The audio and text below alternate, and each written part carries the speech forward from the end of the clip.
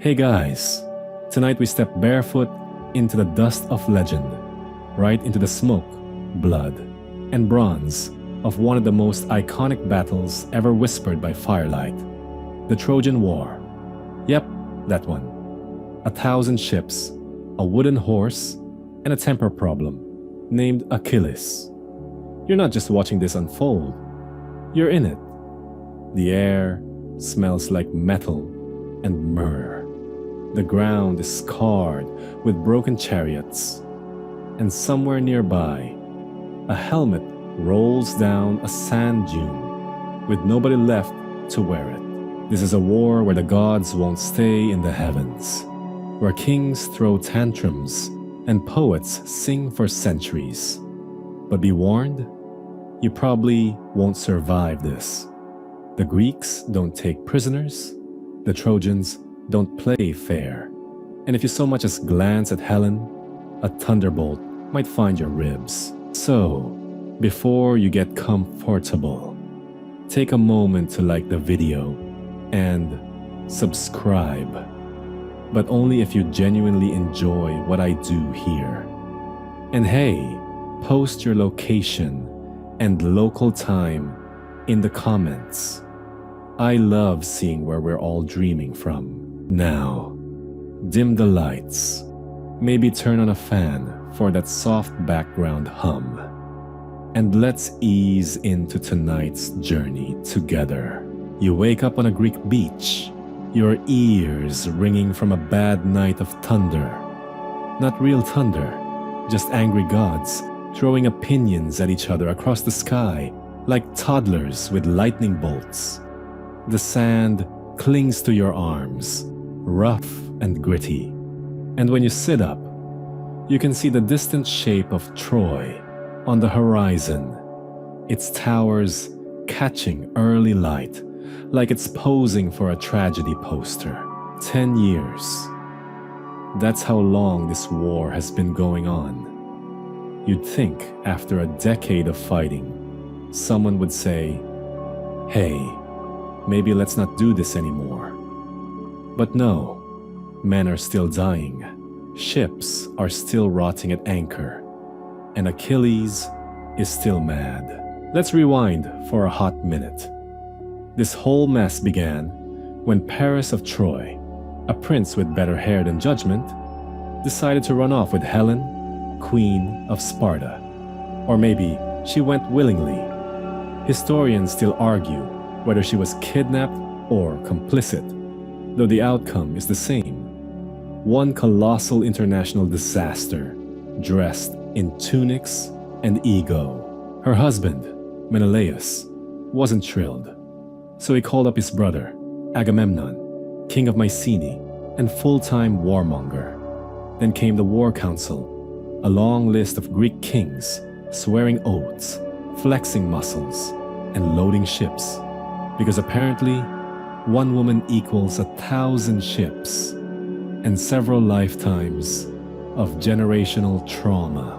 You walk past a row of Greek tents, stitched hide and crude stakes, weather-worn and sun-bleached. Someone's sharpening a spear with a rhythm that sounds too cheerful. Someone else is arguing with a goat.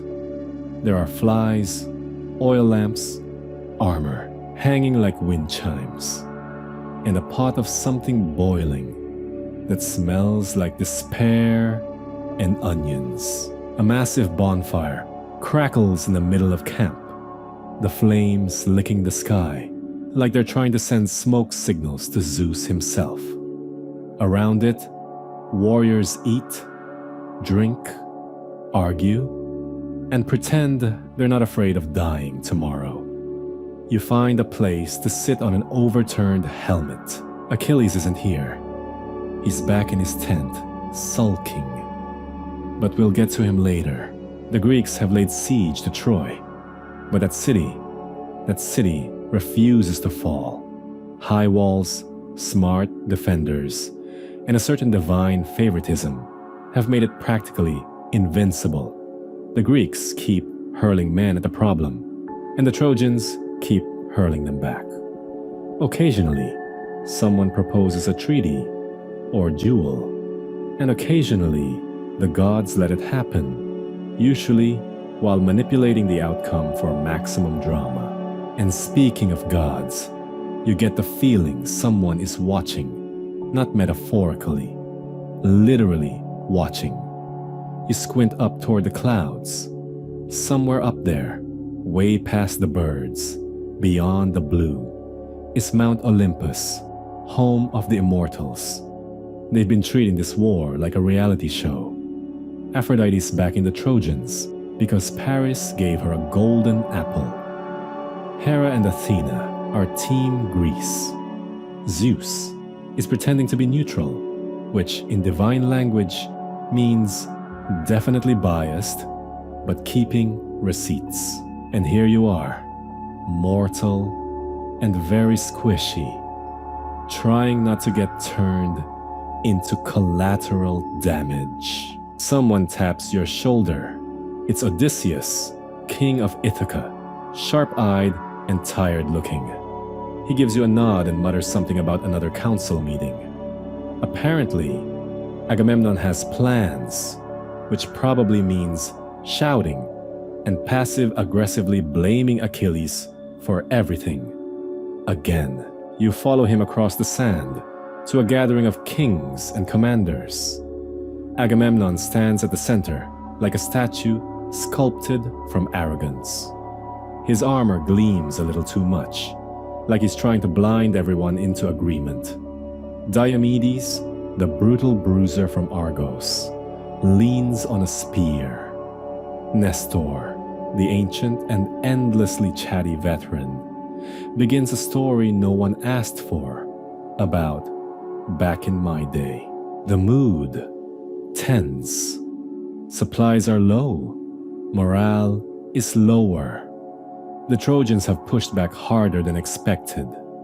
Some Greeks think it's time to go home. But Agamemnon doesn't want to be remembered as the guy who threw a decade-long tantrum for nothing. He slams his fist into a shield. We will not return until Troy is ash. Nice soundbite. Terrible logistics. You head back to your corner of the camp, stepping over dice games, sleeping mercenaries, and one guy trying to wrestle a fish. The sky grows darker. The wind smells like a coming storm, and the ocean mutters secrets to the shore. That night, your dreams are broken and vivid. You're in the city now, not the Greek camp, but Troy. And it's beautiful. Marble pillars, olive trees, courtyards with fountains, and children playing tag under bronze statues of ancestors who probably weren't very nice. You see Hector there, broad-shouldered, solemn, and kind in that doomed sort of way. He holds his infant son in his arms and watches the sun set behind the city wall. He doesn't know yet, but you do. This moment will be his last piece. When you wake, the wind is stronger, and drums are thudding near the ships. You follow the sound to the shoreline, where something's happening. A ship's just returned from a raid. Men are unloading treasures, cloth, livestock, and prisoners. One woman stands out, tall, fierce-eyed, with her wrists bound in bronze. Briseis, a Trojan priestess, a spoil of war. And, unfortunately, the spark that will make everything worse. Achilles wanted her. Agamemnon wants her more. And tomorrow, they'll clash. Not with swords, but with words that slice deeper. But that's not your problem tonight. You lie back in the sand, staring at stars that are probably just gods, pretending to be quiet. The war stretches before you, like a song no bard dares finish. Troy stands proud in the distance, still whole. the gods whisper above. And somewhere, in a tent, lined with lion pelts and bronze mirrors, Achilles begins to fume. You'll wish he stayed angry forever. You wake to the rustle of sea wind pushing through olive branches and the unmistakable sound of someone throwing up behind the tent. Welcome back to the Greek beach, where the sand's in your teeth, the goats are missing again, and divine meddling has officially kicked into high gear. Mount Olympus, hovering like a bad rumor over everything, has been unusually chatty today. You can't see the gods, of course, but you can feel them. A tension in the air, a weird shimmer over the sea, that odd sense that someone's pressing their nose against the fabric of your life and breathing loudly. A low clap of thunder rolls across the sky. No clouds, just drama. Here's what you've learned about the gods. They're very much like the Greeks. Proud, territorial, insecure, and easily bribed. Take Aphrodite, for example, the goddess of love, lust, and terrible decision-making. She's the one who promised Paris the most beautiful woman in the world if he gave her that golden apple. He did. So she made Helen fall for him, or at least made it look that way, and kicked off this 10-year chain reaction of sword fights, oaths, and men crying in helmets. Now, she's all in for the Trojans. She's been shielding Paris in battle, whispering into Hector's ear, and, according to some, tampering with helmets to make Trojans look taller. Typical meddler. Meanwhile, Hera and Athena, who didn't get the apple, are still seething, like divine ice queen seething. They want Troy leveled, preferably by a Greek hero with great abs and a solid PR team. Their favorite right now is Odysseus, clever, cautious, and deeply annoyed that no one listens to him. He's your ride or die in this story, but we'll get to him later. Then there's Zeus, big boss of the heavens. Looks like a walking thundercloud and talks like he's half asleep. He claims neutrality, but everyone knows he's playing both sides. Historians still argue whether Zeus actually had a strategy for this war, or just liked watching things burn slowly. Like a celestial soap opera, you're walking through camp, dodging chickens and laundry lines, when a tremor runs under your feet. A warm gust blows in from the east. Unnatural, too warm. You stop. Something's wrong. A flash. Your vision whites out, and suddenly, you're not in the camp anymore. You're in Olympus. Somehow, it's disorienting. Everything glows slightly gold, and the clouds beneath your feet feel like warm glass. You're not wearing your sandals anymore. Instead, your feet are bare and squeaky clean, like someone gave your soul a bath. The gods are arguing. They stand in a ring around a golden table the size of a temple floor, where little bronze figurines move by themselves. Tiny soldiers in Greek and Trojan armor. Little ships bobbing across a miniature Aegean. It's like a toddler's war game, if the toddler had unlimited power and deep resentment. Aphrodite leans over the table, her lips curled in triumph. My Hector will not fail, Athena snorts, already raising a hand to smite something. Your Hector is mortal.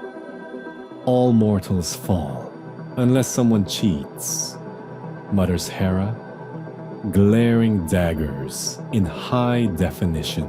Zeus reclines on his throne, at the head of the clouds, one elbow propped on a thunderbolt. He looks down at you, not metaphorically.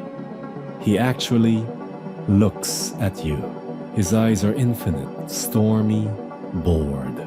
You don't belong here, he says, in a voice that sounds like mountains grinding together. You blink, and suddenly, you're back in your body, back in the dirt, staring at a half-eaten pomegranate in the hands of a man who hasn't blinked in 5 minutes. Okay then? You wipe your face. You've definitely inhaled divine static. Great. Down the slope, the Trojans are mounting a surprise sortie. Horns blare. Shields clash.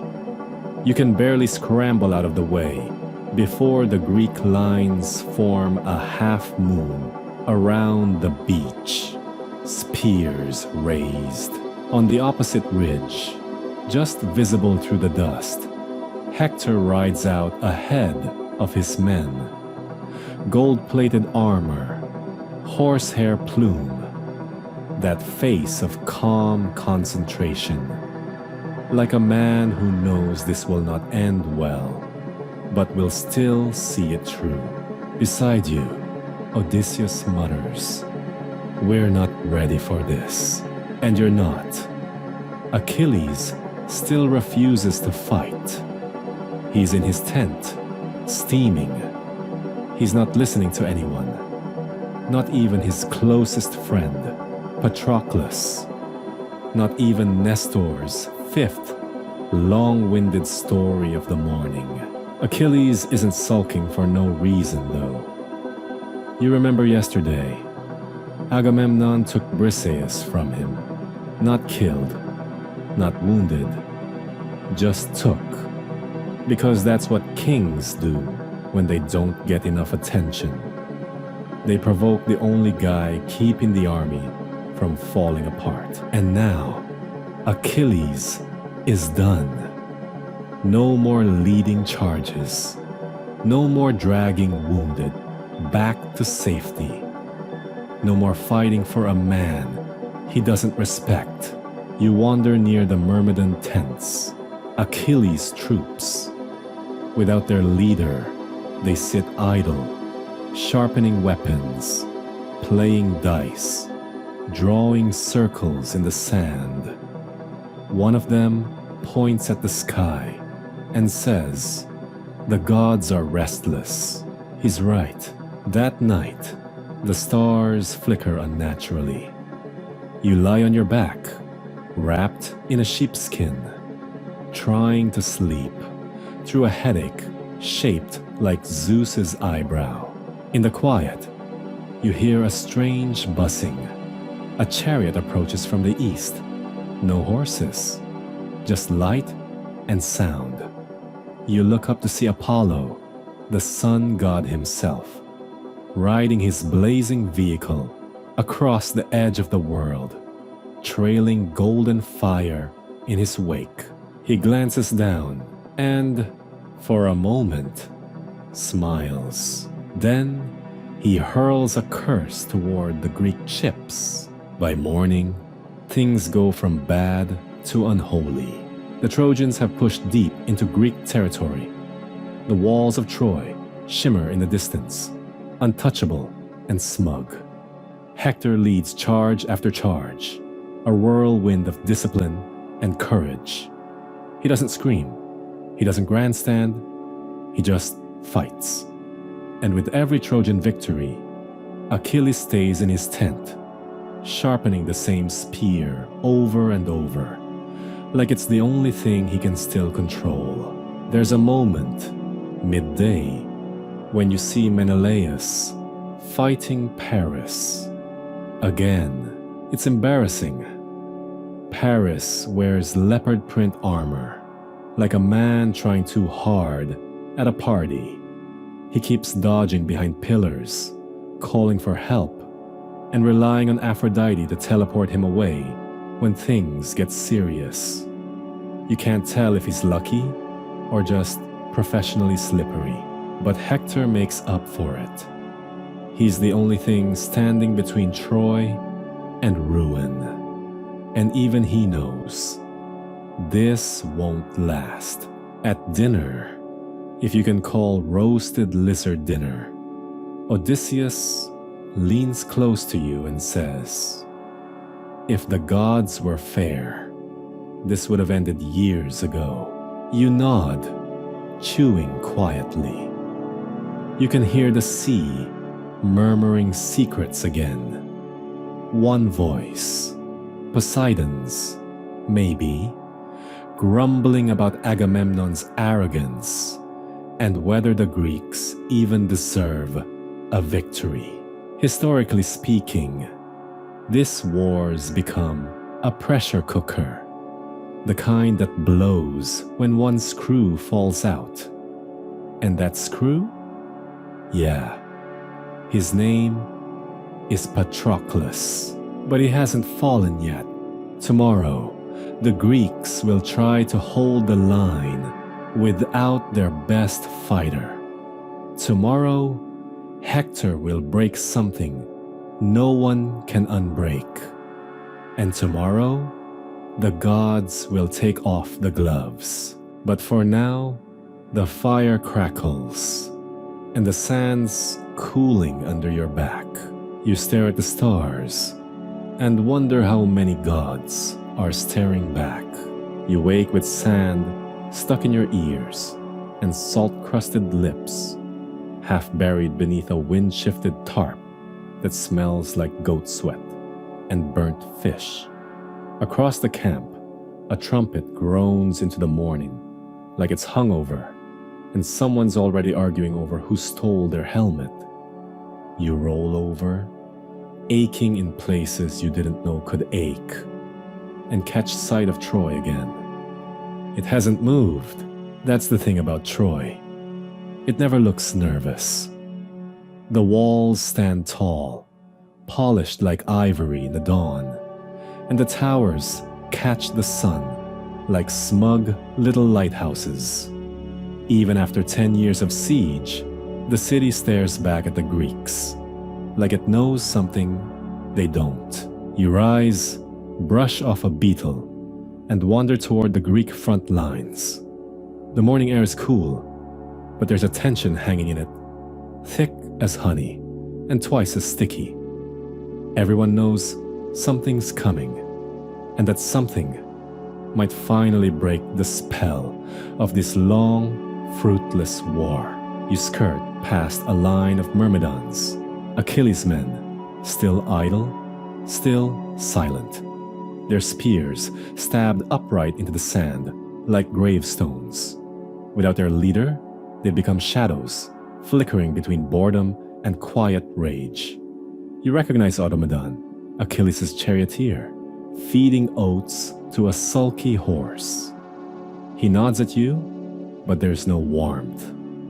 Just the exhaustion of a man who's been watching the world burn and can't decide if he should throw water or oil. Further ahead, the Greeks are digging fresh trenches. Diomedes supervises shirtless, shouting something about drainage, while looking like a war god who moonlights as a gym instructor. Nearby, Ajax the Greater lifts a boulder that's probably been there since the Bronze Age and heaves it like it owes him money. You spot Nestor again too. Yes, still alive, still talking, and he's cornered two poor Thessalian teens into hearing yet another story about the real war back in my day. And through it all, Troy remains quiet. The Trojans haven't attacked this morning. Odd. They usually try something when the mist's still low. Quick cavalry feints, screaming slingshots. Sometimes just shouting insults over the walls in a very musical sort of Greek. But today's silence, You creep toward the forward trench and peer through a gap in the barricades. Then you see him, Hector. He's not fighting, not yet. He's pacing outside the gates of Troy, running one hand over his beard, the other clutching a helmet, as if it just whispered something unkind. His armor gleams, polished and precise, every strap perfect. You've seen him fight before. Always calm, always surgical, no wasted breath, no panicked lunges. He doesn't posture like Paris or scream like Agamemnon. He thinks. That's what makes him dangerous. He pauses, then looks up at the sky. You follow his gaze. The gods are watching. Again, you can't see them outright, but there's a shimmer in the clouds, like the air's trying to pretend it's not eavesdropping. You've learned to spot it now. A glint behind the sun. A heat where there shouldn't be any. And sure enough, just beyond the glare, Athena, crouched on a high tower, her owl-feathered helmet casting no shadow. She's whispering plans to Diomedes through the wind. Aphrodite, of course, lingers near Paris's chambers, probably retouching her lipstick with divine lip balm and scheming which sash makes her look least treacherous. And Apollo's been oddly quiet. Historians still argue whether Apollo had a grand plan here or was just freelancing out of spite. Either way, he hasn't taken his golden eye off Hector since the war began. Back at camp, word spreads quickly. Hector has challenged the Greeks to single combat, one-on-one. No armies, no gods, allegedly. Just him and the bravest the Greeks can offer. This sort of thing happens a lot more often in epics than in real wars. Probably because it sounds good in poems and saves on extras. Agamemnon paces furiously around his tent, ranting about pride, honor, and how he's absolutely not scared. But also, definitely not volunteering. Odysseus does the math, calculating the odds, the politics, the divine interference, and quickly recommends Ajax as the best option. Big, honorable, slow to die. When Ajax steps up, the camp lets out a breath it didn't know it was holding. The duel is brutal. You're there, shield to shield. You feel every quake of their boots, every clang of bronze, every breathless grunt, as two champions try not to die for the sake of morale. Hector opens with fast spear work, light-footed like a dancer. Ajax counters with sheer weight. His shield is the size of a small door, and probably weighs more than Paris. At one point, they pause to exchange pleasantries mid-fight, like two co-workers at a really intense meeting. Hector even compliments Ajax's lineage. Ajax thanks him before swinging a war club. Eventually, the duel ends in a draw, mostly because the sun sets and both sides agree to pick this up some other decade. Gifts are exchanged. Hector gives Ajax his sword. Ajax offers his belt. It's all very bromantic. The duel becomes campfire legend by nightfall. Greeks boast that Hector couldn't win. Trojans claim Ajax couldn't kill. You, meanwhile, just try to wash sand out of your ears and find something edible that hasn't been trampled by a horse. As you settle in, a quiet tremor disturbs your sleep. This time, it's not divine, it's personal. In Achilles' tent, a conversation is happening. One you won't hear, but one that will change everything. Patroclus, he's had enough. Enough of Achilles sulking. Enough of the Greeks dying. Enough of waiting. He wants to fight. Not for Agamemnon. Not even for Greece. Just to help. Tomorrow, he'll ask to wear Achilles' armor. Tomorrow, he'll ride into battle, and you'll follow him. But for now, the night is still. The sea whispers, the fire crackles, and the wind tastes like iron. Troy sleeps, but not for long. You wake to shouts, urgent, panicked, the kind that mean either a raid, a fire, or someone spilled all the wine. You sit up fast, the ground cold under your palms, and immediately wish you hadn't. Your back aches, your tongue is dry, and a half-eaten fig is squashed in your sandal. Charming. But no, this isn't about figs or fire. It's worse. The Trojans have broken through the outer trench. You rush uphill with the rest of the scrambling Greek ranks, your sandals kicking up gritty sand. From the rise, you see it clearly.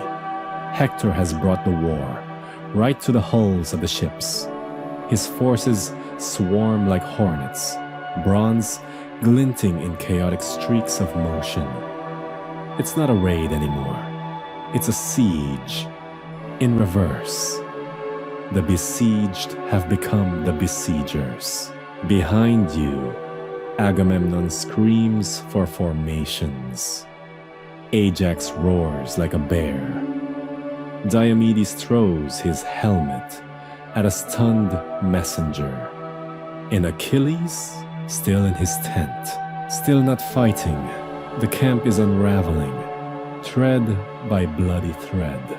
You weave through the confusion to the edge of the Myrmidon camp. It's quiet there, too quiet. The sand is undisturbed, the armor polished, but unused. Achilles sits outside his tent, legs crossed, sharpening a spear, slowly, methodically. His eyes are distant, sunken. Not rage, not grief. Something colder, something detached. Patroclus is standing beside him. You can't hear their words at first. Just the tone. Urgent. Desperate. Patroclus gestures toward the battle. Toward the dying. Toward the black plumes of smoke curling above the ships. You edge closer. "Let me wear your armor," Patroclus says, voice tight. "They'll think it's you. The men will rally. The Trojans will fall back." Achilles says nothing. Patroclus kneels. Not out of submission, but out of strategy. He knows Achilles won't budge for Agamemnon, or for Greece, or even for honor. But for him, Achilles finally looks at him. His face softens, but only for a breath. Then it hardens again, like cooled bronze. "You can wear it," he says quietly. "But swear you won't chase Hector. Drive them back. Save the ships. Then come home." You watch Patroclus nod, already gripping Achilles' arm. But there's something unspoken between them. Something final. A heaviness to the hug. You've seen this before. In soldiers who hand off their last letters. In mothers who hold their sons too long before war. You don't know it yet, but Patroclus won't come back. The transformation is eerie. Patroclus dons Achilles' armor, piece by piece. The polished breastplate shaped by gods, the gleaming greaves, the horsehair-crested helm that hides his face. Even Automedon, Achilles' charioteer, looks unsure as he helps him climb into the war chariot. But the effect is immediate. When Patroclus rides toward the battlefront, everyone sees Achilles. Or so they think. The Greeks cheer like the dead, just stood up and picked up their swords. The Trojans falter. Hector's confident advance stalls. His lines hesitate. Just for a moment, but it's enough. You chase after the chariot, heart pounding. The battle erupts into chaos. Patroclus fights well, better than expected. With the gods holding their breath, he cuts through Trojan ranks like a man possessed. Spear, shield, chariot wheel, dust flying. You almost forget it isn't Achilles. But there's one problem. He doesn't stop. He doesn't pull back. He drives the Trojans all the way to the gates of Troy. Achilles' final order, forgotten. Inside the city, Hector readies himself. You find yourself at the base of the Scaean gate, pressed behind a marble column, streaked with blood, and cracked from a catapult strike. Hector steps out, calm, measured, as the gate swings open with a creak that sounds far too ceremonial. Patroclus sees him. They charge. The duel isn't like Hector's earlier match with Ajax. There's no dignity here, no pause. It's desperation against precision. And the gods, they're watching, but they're not helping. Apollo, finally present again, watches the duel unfold with narrowed eyes. And then, just as Patroclus raises his spear to strike, Apollo strikes first. Not visibly, not with thunder, but with a divine shove, unseen, that knocks Patroclus off balance. His helmet tumbles to the sand. The armor, Achilles' armor, gleams for the last time. Hector doesn't hesitate. He plunges his spear into Patroclus' belly. Not Achilles, Patroclus. Time slows. You hear the breath leave Patroclus' lungs. Hector leans close as the Greek chariot crashes in the background. You thought you could wear his rage, Hector whispers. But it doesn't fit you. Then he walks away, and you kneel beside Patroclus, who stares up at the sky, not understanding how something that felt so heroic could end with this much sand in his mouth. Back at the Greek camp, Achilles waits. He doesn't know yet, but he feels it. You're there when the body is returned, stripped of armor, dragged behind Hector's chariot for display. The Trojan army chants in triumph. You hear Achilles scream. It's not human. He staggers out of his tent barefoot, eyes wild, throat raw. Myrmidons scatter. Even the wind pulls back. It's not the rage of battle. Not yet. It's grief. The kind that hollows. The kind that mutates. Automedon stands nearby, eyes lowered. You watch as Achilles kneels beside the body, brushes dust from Patroclus' face, and cradles the head against his chest, like he can still warm it back to life. He doesn't weep, he just sits there as the gods gather. Athena approaches, visible now, fully cloaked in silence and steel. She lays a hand on his shoulder. There's a forge waiting, she says. Hephaestus will make you a new suit, one worthy of wrath. Achilles nods once, slowly. The war isn't over, but the rules just changed. And when Achilles returns, Troy will feel something worse than defeat. It will feel loss. You don't sleep that night. No one does. The Greek camp is a graveyard of torches and whispers, a place caught between mourning and dread. Somewhere out in the dark, the sea hisses softly against the hulls of ships, mocking, perhaps, reminding you that even gods can't wash away what's been done. Achilles is silent. He hasn't moved since the body was brought back. Patroclus lies in his tent, wrapped in a blood-stained cloak, the edges stiff with dried seawater and sand. You peek in once, only once, and find Achilles kneeling beside him, sharpening a spear with slow, deliberate strokes. Not to clean it, just to stay sane. By dawn, a new rumor spreads through the ranks, like wine at a funeral. Hephaestus is forging armor. And you? You're about to witness the rebirth of a myth. It starts with fire, literal fire. A sudden, unnatural glow in the sky above the black cliffs east of the camp.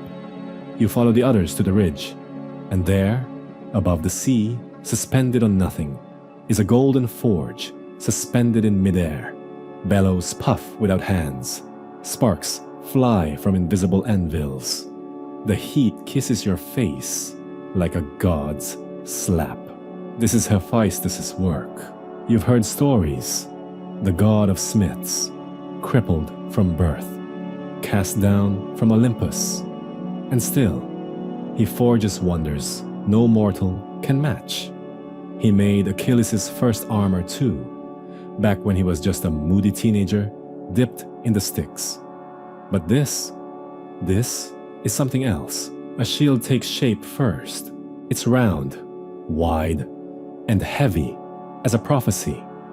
You see cities engraved upon it, both Troy and Greece, dancing in gold and silver.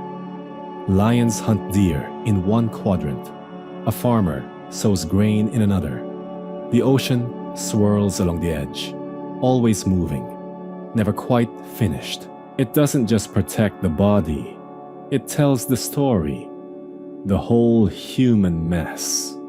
Birth, war, peace, gods meddling where they shouldn't. You wonder if it will change as the battle does. You wouldn't be surprised. By midday, the full suit is done. Shield, breastplate, greaves, helmet with a single red plume, standing like a bloodied flag. When it arrives in camp, carried by Thetis herself, Achilles' sea nymph mother, the wind dies. Even the birds stop chirping. Thetis doesn't say much, just kneels beside her son, touches his cheek, and sets the armor down before him. Her eyes shimmer with grief. "You will die," she whispers. You know that now. Achilles doesn't blink. "Let me die then, but first, I'll kill Hector." And just like that, you're at war again. Achilles stands at the edge of the Greek camp, his new armor glowing like a second sunrise. The Myrmidons form behind him, tighter, more focused than ever. Not a single man blinks as he raises his voice, not in speech, but in scream. He doesn't wait for orders. He doesn't need them. He charges. You follow. The Trojan front lines don't even realize what's coming. Not until it's too late. Achilles hits like a god, gone rogue, fluid, fast, ruthless. You see him tear through 5 men in 5 seconds, his shield spinning, his spear flashing like a lightning bolt forged in malice. The Greeks surge behind him, cheering. It's like morale just got resurrected in bronze. And the Trojans, they panic. You watch as the once confident lines splinter. Men scream. Chariots veer off course. Even Hector's captains hesitate. Achilles doesn't take prisoners. He doesn't gloat.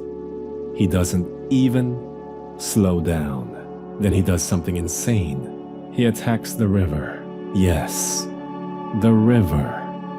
The Scamander, specifically, also known as Xanthus to the gods, a literal river god. Apparently, he was tired of getting his sandals muddy. After slaughtering wave after wave of Trojans, Achilles wades into the water, chasing a handful of stragglers. But the river, sick of being used as a graveyard, rises. You're not hallucinating. The water stands up. It curls like a snake, wraps around boulders, surges with divine fury. You clog my banks with corpses. The river roars in a voice like wet thunder. Leave or drown. Achilles laughs. He laughs and keeps fighting. You scramble up a tree root as the river coils toward him like a living whip. Achilles stabs it. He stabs a god with a spear. And somehow, it works. Kind of. But Scamander won't go down easy. The water tries to swallow him, sweeping him into whirlpools and sucking eddies. You think, just for a second, that this might be it. The river will end the story. A watery footnote for the greatest Greek warrior. But no, Hera sees what's happening. She sends Hephaestus, her son, the forger. And Hephaestus does what he does best. He brings fire. The whole plain burns. Trees snap. Smoke coils into screaming shapes. Scamander howls in pain, retreating under boiling surface foam. Achilles stands, dripping, steaming, alive, and furious. You limp back to camp that night, half mad with heat and awe. The ground smolders beneath your feet. You find a quiet spot under a half-torn awning and sit. Hector is still alive. For now. But everyone knows it's coming. The duel. No more tricks. No more borrowed armor. Just Achilles and Hector. Two ends of a tragedy waiting to snap tight. Even the gods fall silent. They've had their fun. Now they watch. Aphrodite clutches her silk shawl and turns away. Athena sharpens her spear in the clouds. Apollo crosses his arms and glares. Only Zeus seems still. Hands resting on his knees, like a father finally accepting his sons must break each other. Back on Earth, you watch Achilles stare at the walls of Troy. His shield leaning beside him like a promise. He doesn't sleep, neither do you. The sun crawls up the sky like it knows what's coming and doesn't want to be responsible for it. Troy's gates are shut tight. From your perch on a half-shattered watchtower, you see nothing but silent ramparts and nervous shadows flitting behind battlements. No trumpet calls, no formations, just a city holding its breath. Because today is the day Hector must step outside. You have heard Priam's voice echoing off the stones all morning, A father pleading with his son, a king forgetting his pride. He begs Hector to stay inside the walls. Let the battle pass. Let someone else die. Hector only nods, respectfully, warmly, and walks away. The kind of walk that means he's already decided. Across the plain, Achilles paces like a storm in sandals.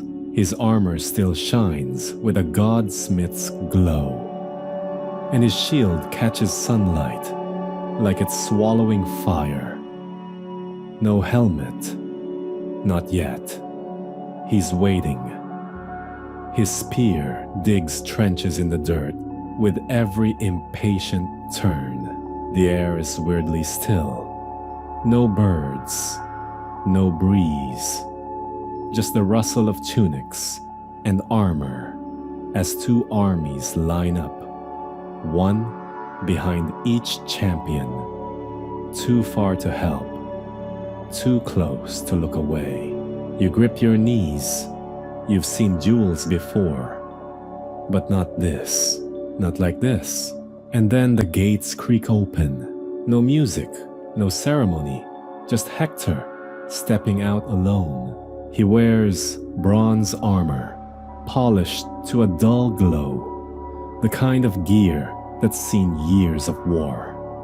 His helmet plume ripples slightly as he walks. In one hand, he carries a long spear. In the other, his shield, slightly dented, painted with faded lions. He's not glowing, not blessed, just mortal. And that's what makes it worse. He stops 100 paces from Achilles, and then he runs. You almost don't believe it at first. Hector, Prince of Troy, brave beyond all measure, is running, not charging, fleeing. Achilles chases him without hesitation. And so begins the strangest, most heartbreaking foot race in history. Around the walls of Troy, they go. Once, twice, 3 times. Faster than you thought was humanly possible. Hector's breathing ragged.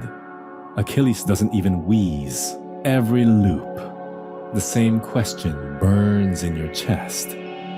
Why doesn't he stop? Some say it's fear.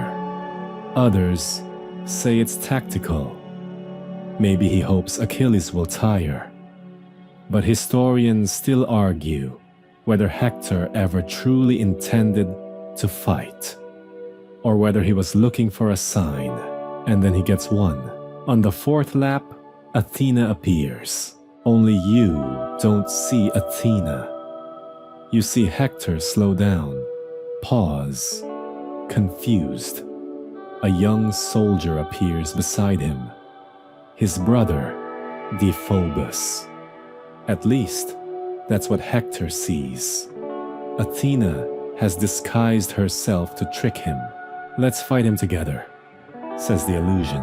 Hector nods, turns, plants his feet, and finally, faces Achilles. They don't speak. No taunts, no grand speeches, no declarations of honor or revenge. Just a sprint and the crash of bronze on bronze. You've never seen anything move so fast. It's not a duel, it's a thunderstorm. Hector feints left, Achilles counters right. Spears clash, shatter, break. They draw swords, they slash and parry with such precision it feels choreographed by the gods themselves. Hector gets one good hit in, a slice across Achilles' thigh. But it's shallow. Achilles circles, keeps his distance. His shield is heavy, unyielding. That shield, the one Hephaestus made, seems to deflect not just weapons, but fate itself. Then Achilles sees his chance. Hector lunges. Achilles ducks, pivots, and drives his spear through Hector's neck. Not the throat, not the skull, the gap in the armor, that tiny, cursed opening just below the chin.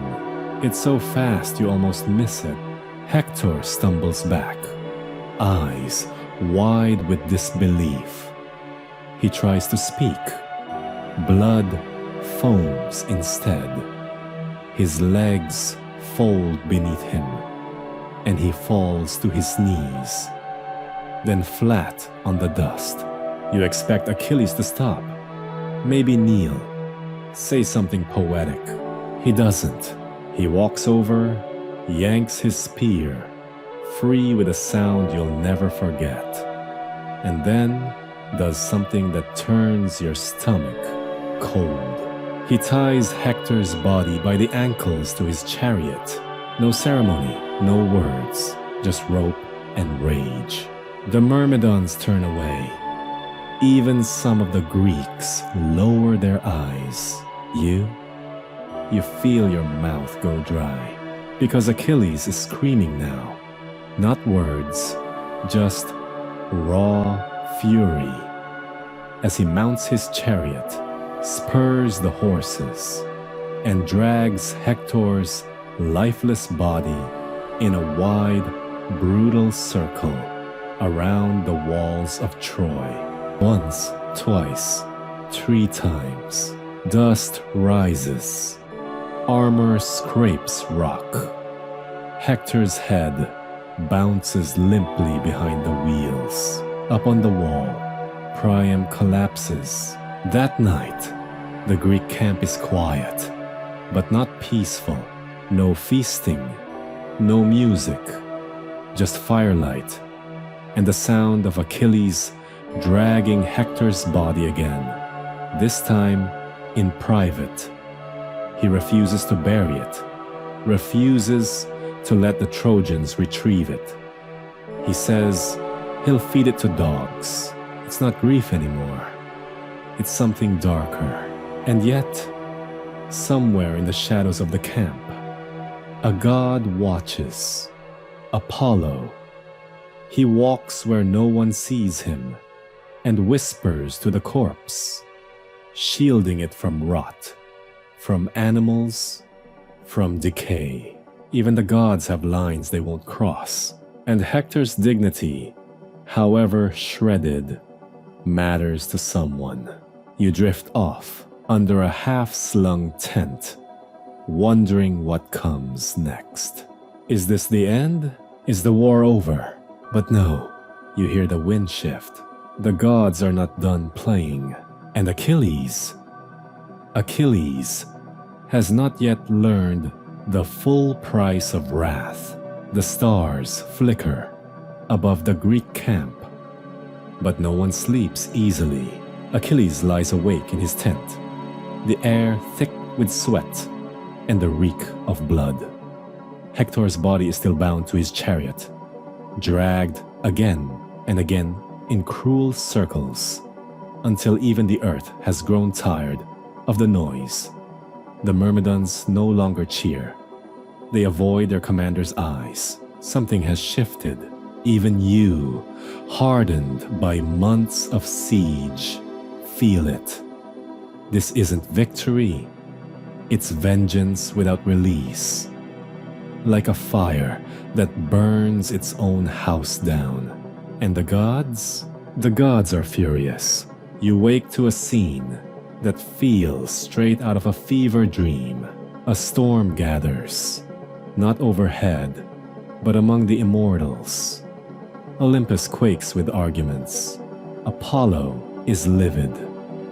He defiled a noble corpse. He spits. This is hubris. This is madness. Zeus listens, half bored, half amused. Hera wants no leniency for Troy. Athena smirks, but says nothing. Poseidon grumbles about chariots and overstepped boundaries.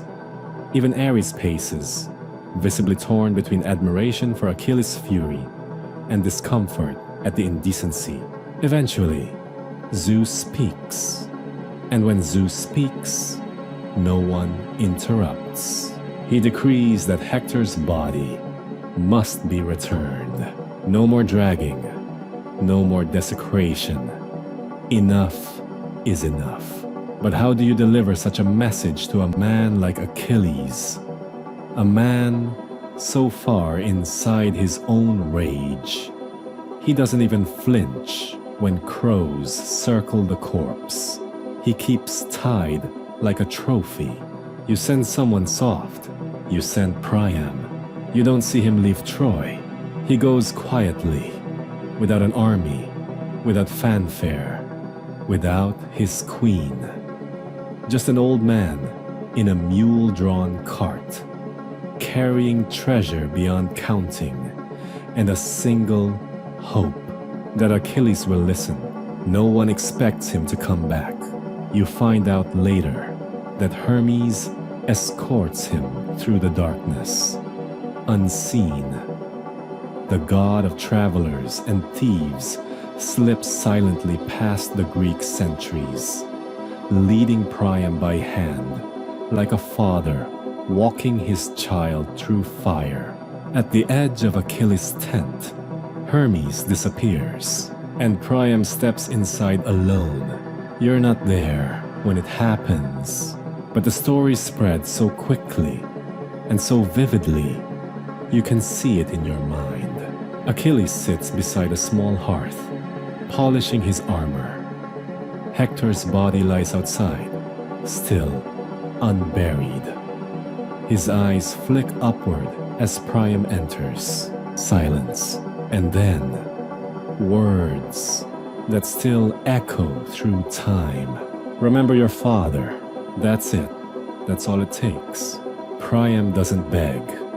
He doesn't bargain. He kneels before the killer of his son, kisses the hand that murdered Hector, and invokes a simple human truth. All of us are someone's child. Achilles falters. Tears fill his eyes. Not for Hector, not even for Priam, but for Peleus, his own aging father, far away in Phthia, a man who will never see his son again. And Achilles breaks. He lifts Priam from the ground and weeps with him. Two fathers cradling grief in the middle of a war camp.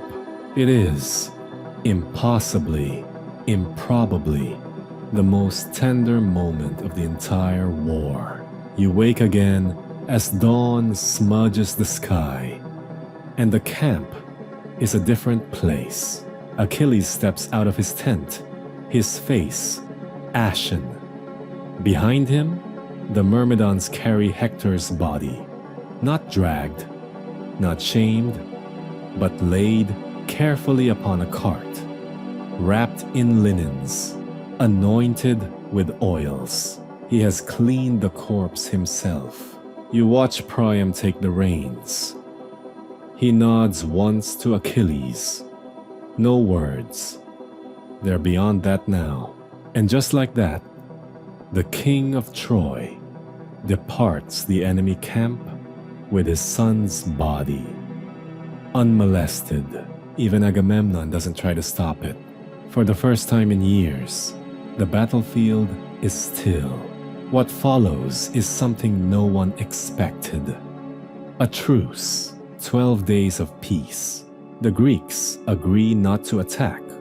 The Trojans hold no feasts, no celebrations, only mourning. Hector's funeral is a tapestry of grief and grandeur.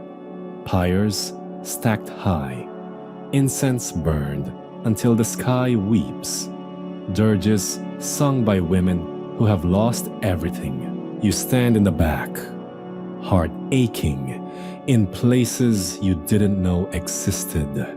You remember the first time you saw Hector, young, proud, effortlessly noble. Now he lies in ash and memory. Troy is quieter without him, dimmer, as if the city has lost its soul. Meanwhile, in the Greek camp, Achilles doesn't return to war. He stays near the sea, speaking to no one, letting his armor gather dust. They say he dreams of Patroclus, that he speaks to him by the shoreline at dusk, asking forgiveness. They say he hears the ocean answer. Historians still argue whether Achilles ever truly recovered from Hector's death, or if, in some twisted way, Hector's defeat was his own. Either way, the end is near, because the fates are watching, and the fates never blink. A quiet creaks through the Aegean wind, but peace, you know by now, is just the breath before the final blow. The truce ends, as all truces do. 12 days of solemn stillness melt under the sun, and war begins to hum again, low at first, like a wasp in a jar. Swords get polished, spears are checked for splinters, bowstrings are plucked just to feel that familiar tension. But Achilles remains still. He hasn't spoken in days, doesn't join the war councils, doesn't train. He spends his mornings walking the shore and his evenings staring at Patroclus' armor, not wearing it, not polishing it, just watching. The Myrmidons don't dare ask.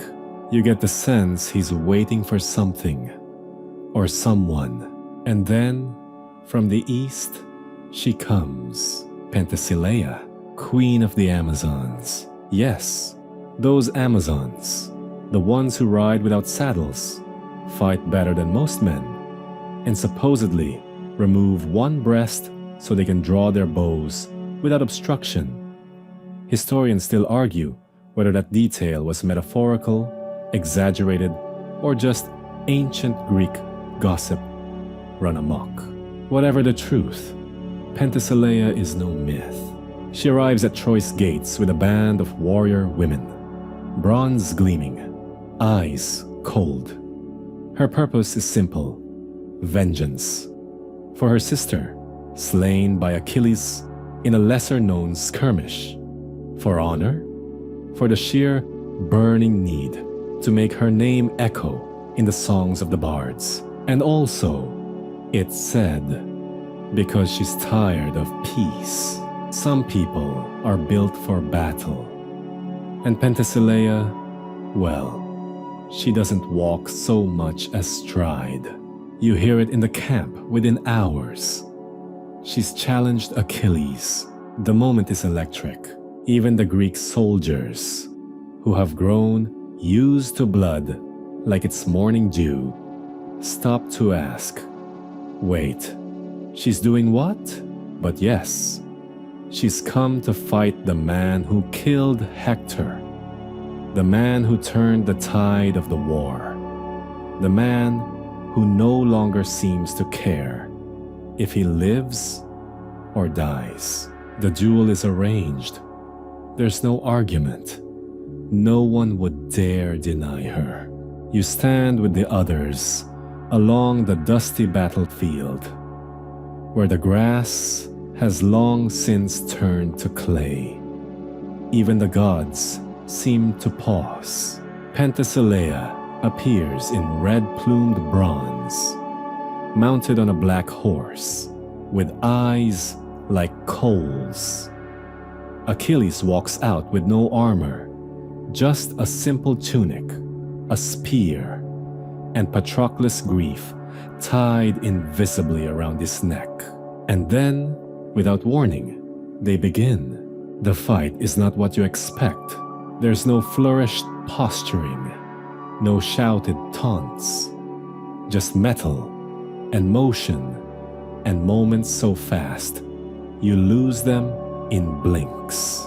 Penthesilea is fast, faster than any Greek you've seen. Her spear darts like lightning.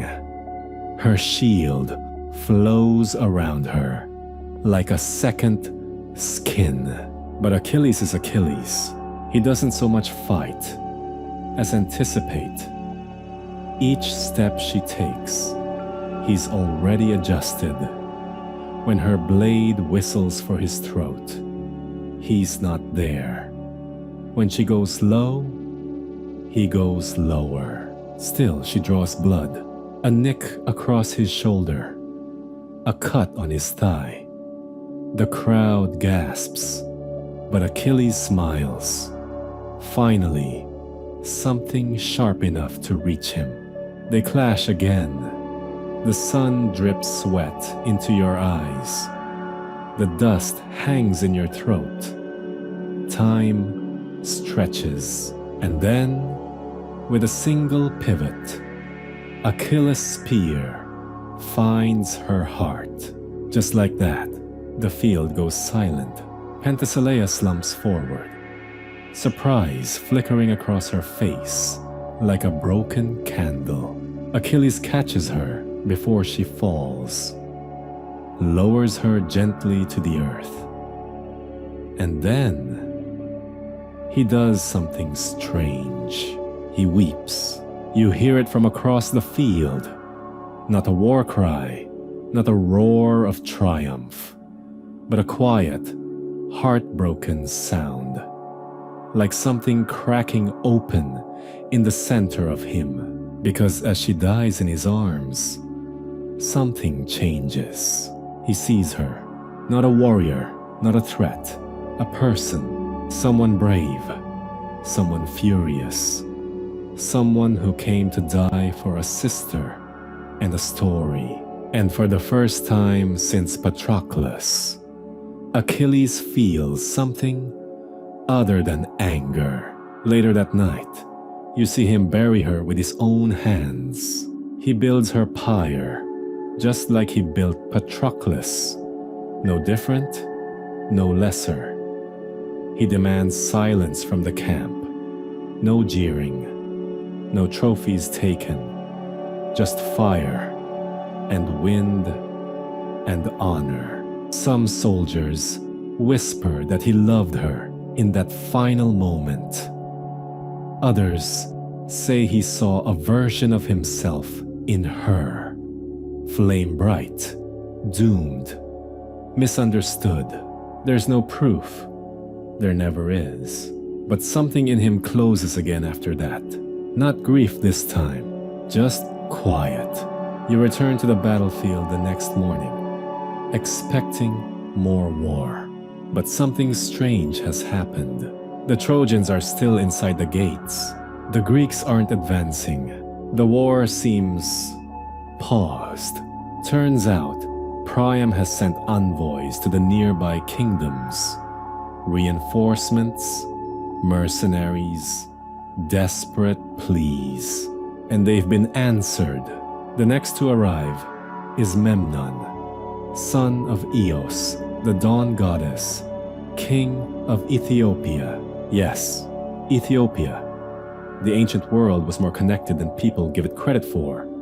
Memnon arrives with a vast army of dark-skinned warriors, golden armored and solemn-faced, bearing elephant tusks and obsidian blades.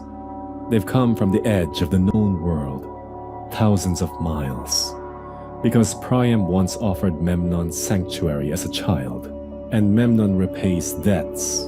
You see him for the first time as he strides across the battlefield, like he owns the sun. He's huge, taller than Ajax. His armor is different, sleeker, darker, with mother-of-pearl inlays and designs you don't recognize. The Greek soldiers whisper, unsure if he's man or demigod. Achilles watches from a distance. You can guess what's coming, and you're right. Memnon challenges him the next day. It's becoming a pattern now. Achilles, the final boss, the one the legends circle around. Warriors travel across continents, not just to fight in the war, but to face him. The duel is set for dawn, and fittingly, it's a goddess who weeps when Memnon dies. This time, Achilles doesn't cry, but he does hesitate. Memnon is good, better than Penthesilea in some ways. Stronger, heavier, full of precision and honor. They fight long, their weapons singing songs of blood and purpose. But Achilles, cursed or blessed as he is, wins. Again, and Eos, the dawn, lays a golden mist across the field as her sun falls. For the first time, you feel a bit empty, like the war has become a grinder that chews up anyone brave enough to step forward. Hector, Penthesilea, Memnon, one by one. And Achilles, he's still here, still alive. But you're not sure how much longer that will be true, because death, real death, not the kind he hands out, is beginning to circle, and somewhere, far above, Apollo is watching. You wake to whispers that feel colder than the sea wind. Rumors ripple through the Greek camp like oil over water. The Trojans have pulled back. No early skirmishes. No arrows over the ramparts. No Hector. No Memnon. No Amazon Queen. Just silence. And silence means one thing in this war. Someone's planning something. You walk the camp in half light. Achilles isn't at the beach, not sulking in his tent, not sharpening anything. That's how you know something's changed. Then a messenger runs by, pale as milk. The Trojans. They've opened the gates. That gets everyone moving. The entire plain stands still as the gates of Troy yawn open. And then you see it, not an army, a gift. A wooden horse, tall as a temple, carved and burnished, with eyes of black glass and a mouth set in silent defiance. Its flanks gleam with gold-banded panels. The thing looks like it was built by gods, bored of hammering lightning bolts. You blink twice. No army follows. Just the horse. Just the open gates. And a single figure walking across the field with a white flag. Sino, a Greek. Or, well, posing as one abandoned by the Greeks. The Trojans crowd their battlements. They lower ladders. Slowly, suspiciously, they bring Sinon inside. The gates close, and just like that, the battlefield is empty. The Greeks are gone, or so it seems. This part of the tale, you know this one. But when you're in it, it's all nerves and sunburn and questions. Where did the army go? Why leave a horse? Is this some kind of ancient taxidermy joke? Back in the camp, what's left of it? You slip between tents and see the real story unfold. Odysseus, Menelaus, Diomedes, even Achilles. Yes, Achilles is inside that horse, knees drawn up, breath shallow. This wasn't Achilles' idea. Trickery is not his love language. But he agreed to it because the war wasn't ending. Because Hector is gone. Memnon is gone. Even the gods are tired. And still, the walls of Troy hold. So the horse, You can't help but laugh a little. Odysseus probably dreamed this up during a wine-fueled rant. We just give them something. Let them think we're leaving. And when they're sleeping, boom. The thing is, it works. Sinon tells the Trojans it's a peace offering, that it's an offering to Athena, cursed if it's harmed. And the Trojans, exhausted from 10 years of holding out, buy it. Not all of them. Cassandra screams that it's a trap. Laocoon, a priest, hurls a spear at the horse's flank and hears a hollow thunk. But then, the gods do what gods do when they're bored. They interfere. A sea serpent slithers from the shore and devours Laocoon and his sons. So naturally, the Trojans decide he offended the gods by doubting the gift. Into the city the horse goes. That night, Troy celebrates. They bring out garlands, drink amphora after amphora of cheap red wine, dance on cracked cobblestones, and roast entire oxen in the public square. You slip through the outer lanes, unseen. You watch old men toast to peace, and mothers weep in relief. They light candles around the horse. Children climb on its legs. Priam kisses his daughter-in-law's forehead and tells her the war is over. And above it all, inside the belly of the beast, Achilles waits. He's not smiling. He hasn't smiled since Hector, but he's calm now. Still, a man with no more speeches in him, just a direction and a sure knowledge that by morning, one chapter will close forever. Midnight. A single rope drops from the horse's belly, then two, then a body, silent, armored, slides down like a spider on silk. The Greeks spill out one by one, moving like shadows through the moonlight.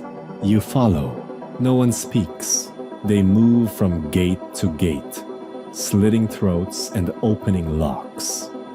The hidden fleet sails back from the island where it had hidden. Menelaus leads the charge.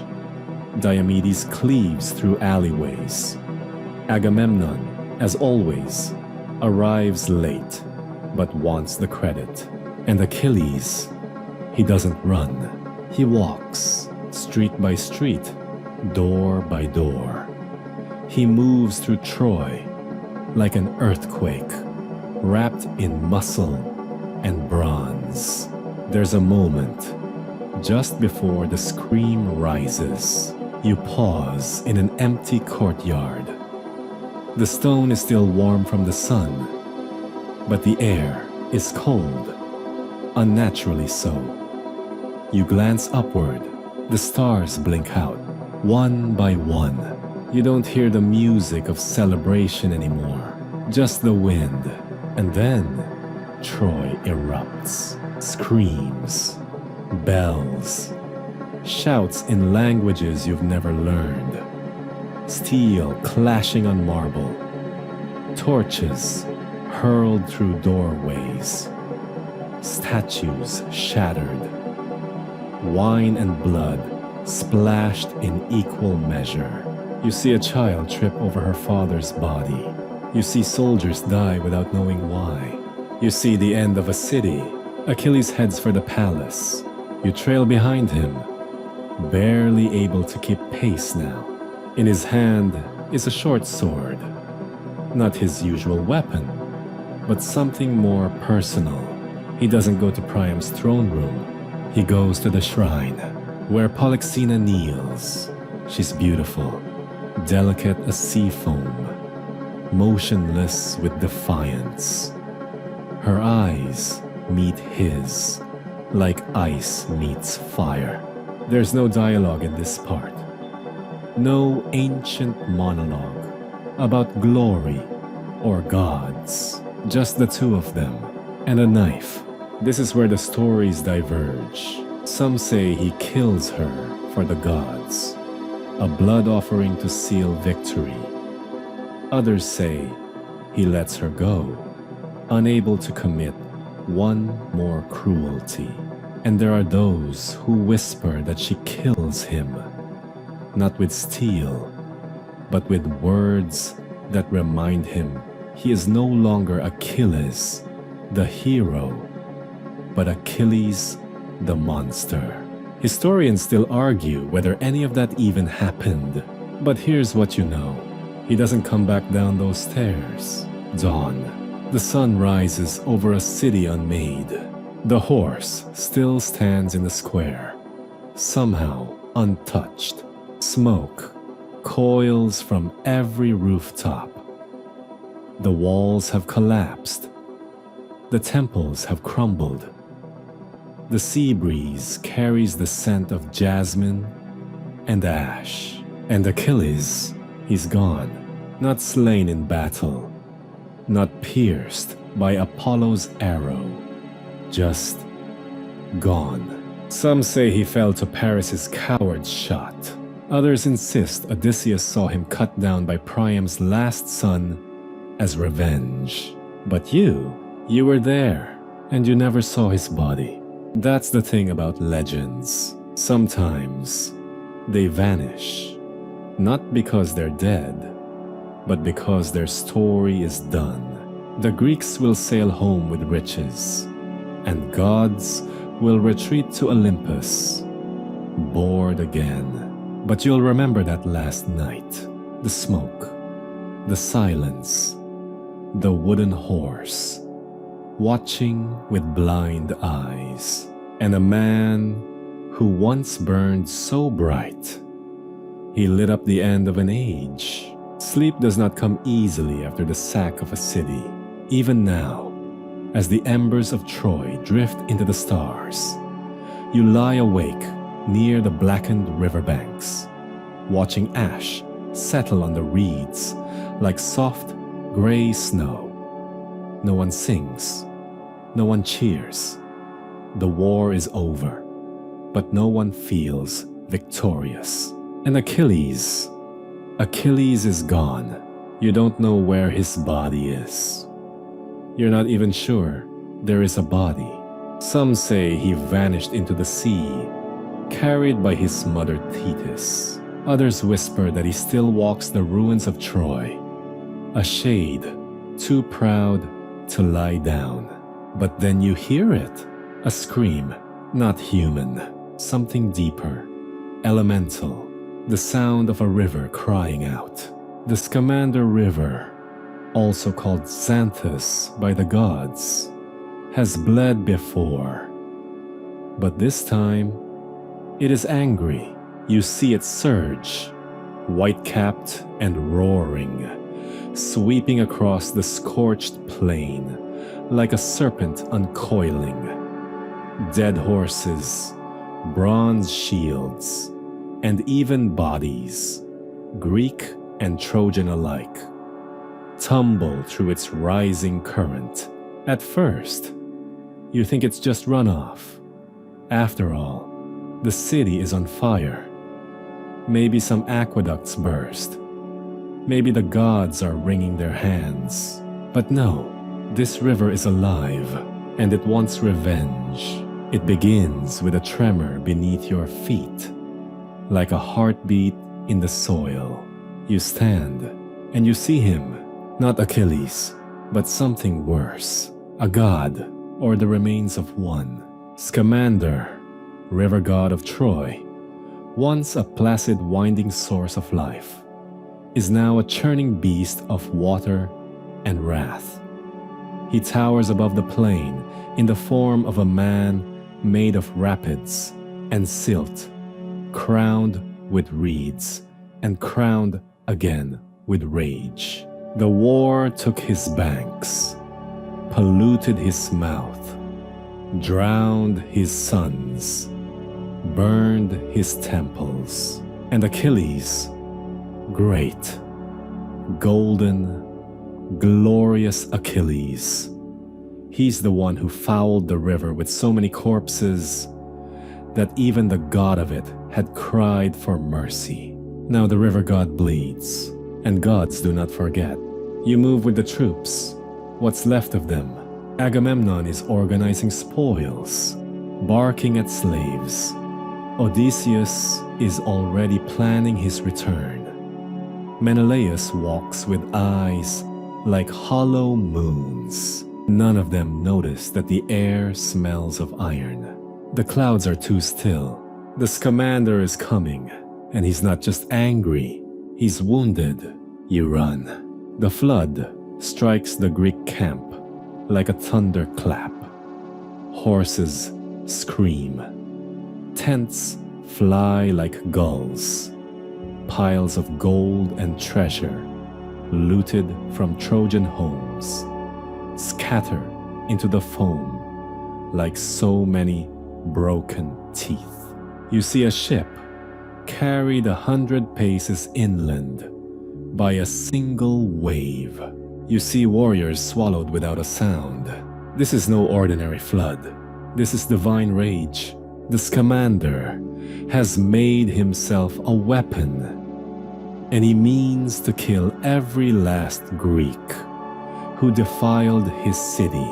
Then something stirs in the whirlpools. A figure, not Achilles, not mortal, but glowing, pale, ocean-born. Thetis, Achilles' mother, a Nereid, a sea nymph with eyes like polished pearl and hands cold enough to freeze gods mid-sentence. She walks across the floodwaters like marble on silk, and she speaks, not to you, not to the Greeks, to the river. My son is dead. She says it not with sorrow, but with fury. She does not cry. She does not wail. She accuses. He was a child of prophecy, born for greatness, and you tried to drown him in filth. The river lashes upward like a serpent, trying to strike her. She raises one finger, and the water stops. You've never seen two immortals fight. It's not like mortals. There are no swords, no parries, no clever maneuvers. It's storms speaking to oceans, ice warring with fire, emotion made weather. Thetis turns the water to salt. Scamander turns it to mud. Thetis calls down wind. Scamander responds with boiling geysers, lightning arcs from cloud to cloud. Above them, as they roar across the plain, shaping the land as they battle. When you blink, a valley has opened. When you blink again, it's a hill. This isn't war. This is myth being written. Then Thetis calls upon someone else. A voice you barely remember from the start of the war. Hephaestus, the god of fire, metal, and invention. Lame-footed, soot-streaked, forever building, forever scorned. He answers, how? By forging flame itself across the river's face. He doesn't appear in person. He doesn't need to. From the far end of the world, he fans a single breath into a firestorm, and suddenly, Scamander is not flooding. He is boiling. Steam rises like prayers denied. The waters hiss in protest. Scamander, once the proud river of Troy, shrinks back, wounded. He retreats into his channel, not defeated, but broken, not slain, but silenced. The battle is over. You walk along the banks the next day and see the scorched outline of what used to be a stream. There are no fish, no reeds, just black stones and steam. The Scamander bleeds quietly now, not out of vengeance, out of grief. You find Thetis by what remains of her son's tomb. They did not bury Achilles with honor. There was no pyre, no songs, just a mound of soil marked by salt and silence. But Thetis watches over it. You ask her, softly, if he was happy. She looks at you, eyes clear as moonlit glass. Happiness was never his fate. She turns and disappears into the waves, leaving only the soft hiss of water kissing sand. That night, the survivors gather around fires, terrified of what comes next. Troy is gone, the gods are bleeding, and the sea itself no longer seems safe. You curl beneath your cloak and think of Achilles, bright and terrible, and wonder if even the river god bleeds. What hope do you have? But sleep comes, heavy and dreamless, and history drifts onward like the tide. Ash still rides the wind. It clings to your skin, settles in your hair, and tastes like burnt wheat on your tongue. You wake in a ghost city, not sure how long you slept. Hours? A day? More? Time no longer behaves like it used to. The sun rises, yes, but it does so with a kind of indifference, like it's already forgotten Troy. You step over what used to be a gate. The towering Scamandrian walls, the ones that not even Heracles could breach, now lie in sheets of broken stone. Heat still radiates from them. You could almost pretend the city still breathes, if not for the silence. But it does breathe, faintly, through one man, and he is broken. You find Priam alone in the ruins of the throne room. The marble tiles are cracked. Vines creep through shattered windows. Ivy and blood have mingled into a single mosaic. And there, slumped upon the final block of what used to be a throne, is the king of what used to be a kingdom. Priam, 90 winters in his beard, bones like driftwood, a crown that's more memory than metal now. He's not weeping. He's simply sitting as if everything has been subtracted from him. Pride, hope, breath. You almost don't recognize him. You speak cautiously, "My king," but he doesn't look at you. He's staring at something in his hands. You step closer. It's a small figurine, a lion, bronze, with one paw missing. He cradles it as if it were a child. This, he whispers, was Hector's. You sit down beside him in the rubble, and for the first time, you really see the man. He doesn't have the grandeur of Agamemnon. He isn't sly like Odysseus, or gleaming like Achilles, but there's a kind of hollow majesty in his stillness. He begins to speak, not to you, not really, just aloud. Maybe to the gods, maybe to memory itself. He tells you about Hector, about the time Hector stole figs from the market and tried to hide them in his robe. How he tripped, fell, and insisted it was divine punishment. How he once built a wooden sword as a boy, then cried for 3 hours when it broke. How he led the defense of Troy, not with cruelty, but care. How his soldiers trusted him. How he kissed his son's forehead before marching to face Achilles, knowing it meant death. He didn't fear dying, Priam says softly. He feared losing, not for himself, for Troy. There's a debate historians still chew over. Was Priam a fool to trust in fate?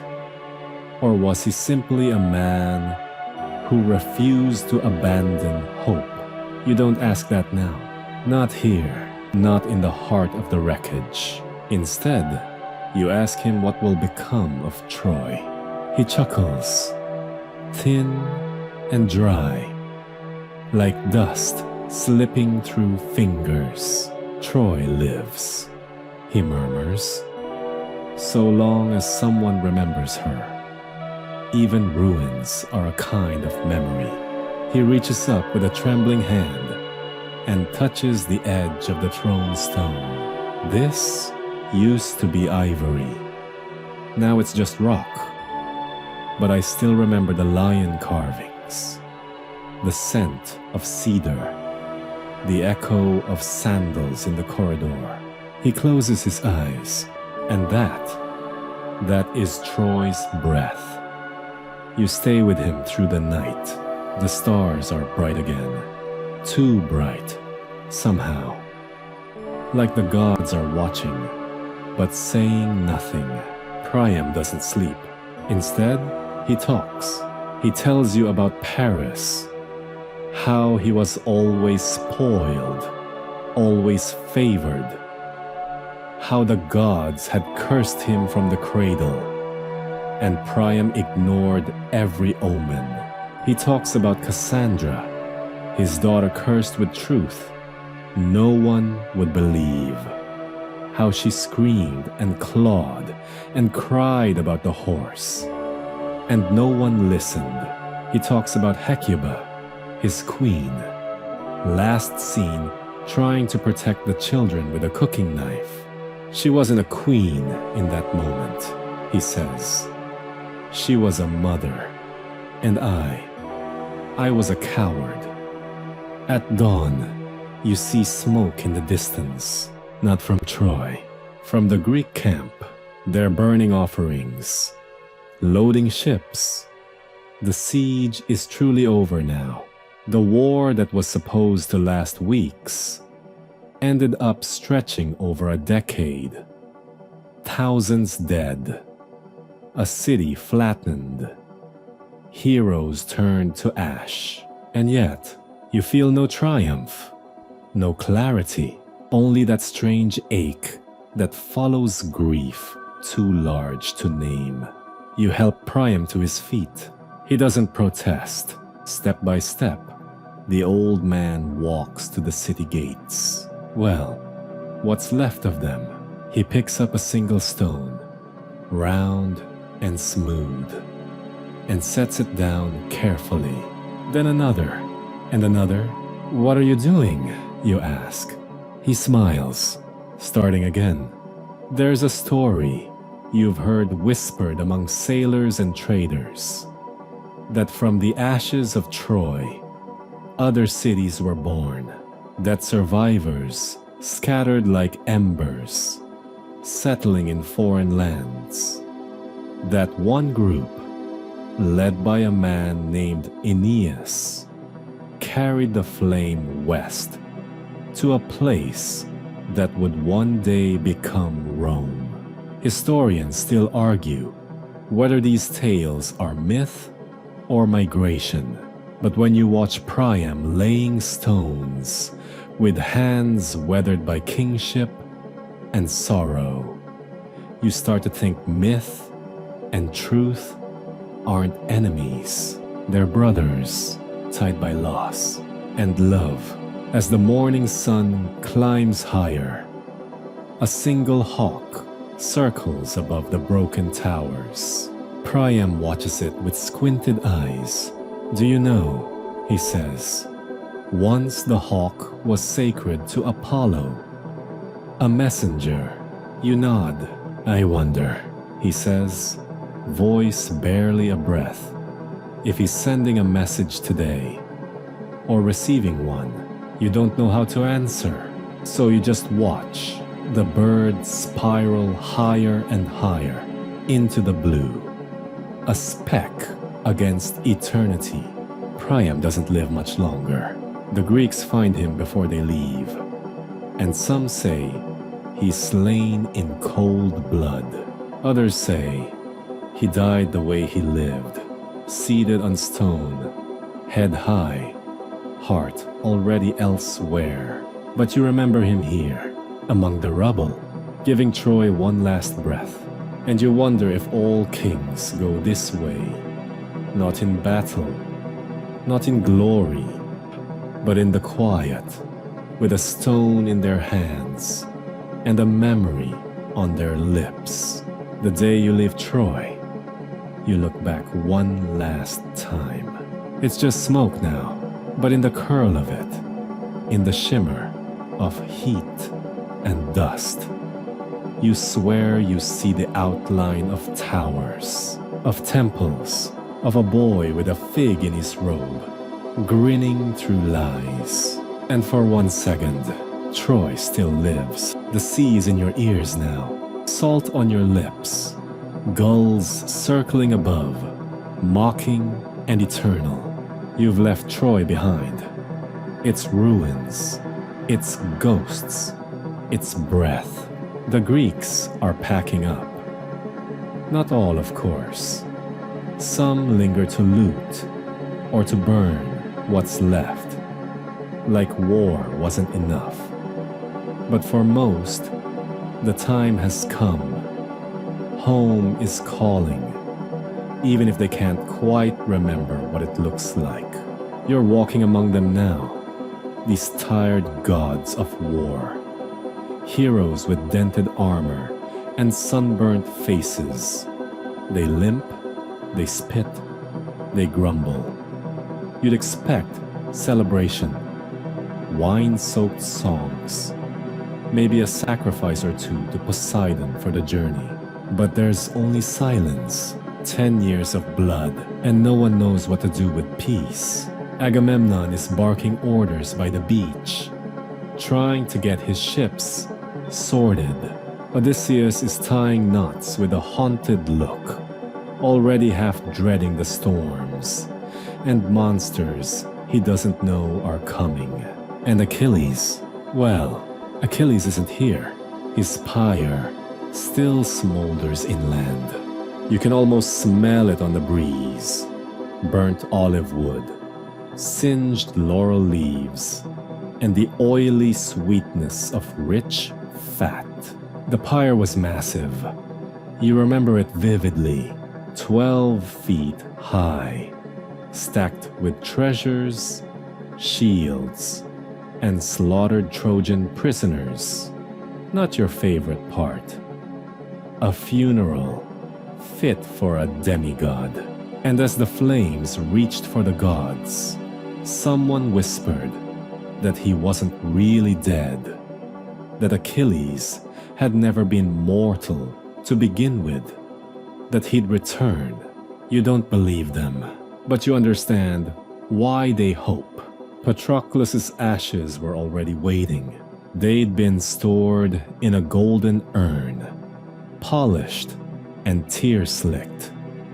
The two of them, best friends, brothers, lovers, depending who you ask, are now mixed into one pyre, one soul maybe. The Greeks sang dirges in low tones, and even the sea held its breath. There was a moment, just before the fire caught, when the sky flickered, not lightning, something else.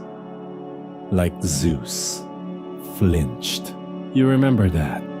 The sky wincing. But now there are no gods in the clouds. Just sails, thousands of sails, stretching into the horizon like a white jaw of teeth. Each ship crammed with stolen gold, ragged soldiers, and thoughts they don't want to admit aloud. What happens after the war? That's the question no one asked before they left home. You board a ship bound for Achaia. You're told it's fast. A merchant vessel once, commandeered for the campaign. The deck creaks. The ropes groan. And yet, for the first time in years, the wind is kind. As the coastline recedes, you see Troy growing smaller, shrinking into myth. It's hard to believe you were ever there, that it was ever real. Some part of you expects it to vanish altogether once you're too far to swim back. Nestor, old Nestor, wise Nestor, talkative as a parrot, leans against the mast beside you. That's the thing about war, he says. It makes you forget how to live. You raise an eyebrow, but you kept your wits. He chuckles. It sounds like gravel being poured into a jar. I'm not the same man I was when we left Pylos. My son's a stranger now. My house might be gone. I've forgotten the names of my own dogs. You both stare toward the horizon. The gods get poems, he says, but we get ghosts. You wonder if that's fair. There's a superstition among Greek sailors, especially after a long war. Don't look back at the shore once the mast is up. It invites bad luck. Too much longing, they say. And Poseidon takes offense. He wants you to be his while you're in his domain. The past is a threat to the sea. You try not to look.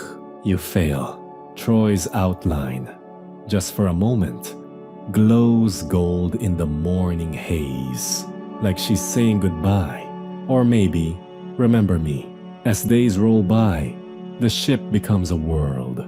You sleep in a corner, beside sacks of grain. Rats run over your feet. Someone sings about Helen at night, but no one sings about the dead. The food is bad, the water worse. But there's something strange in your chest, a fluttering, like something has ended.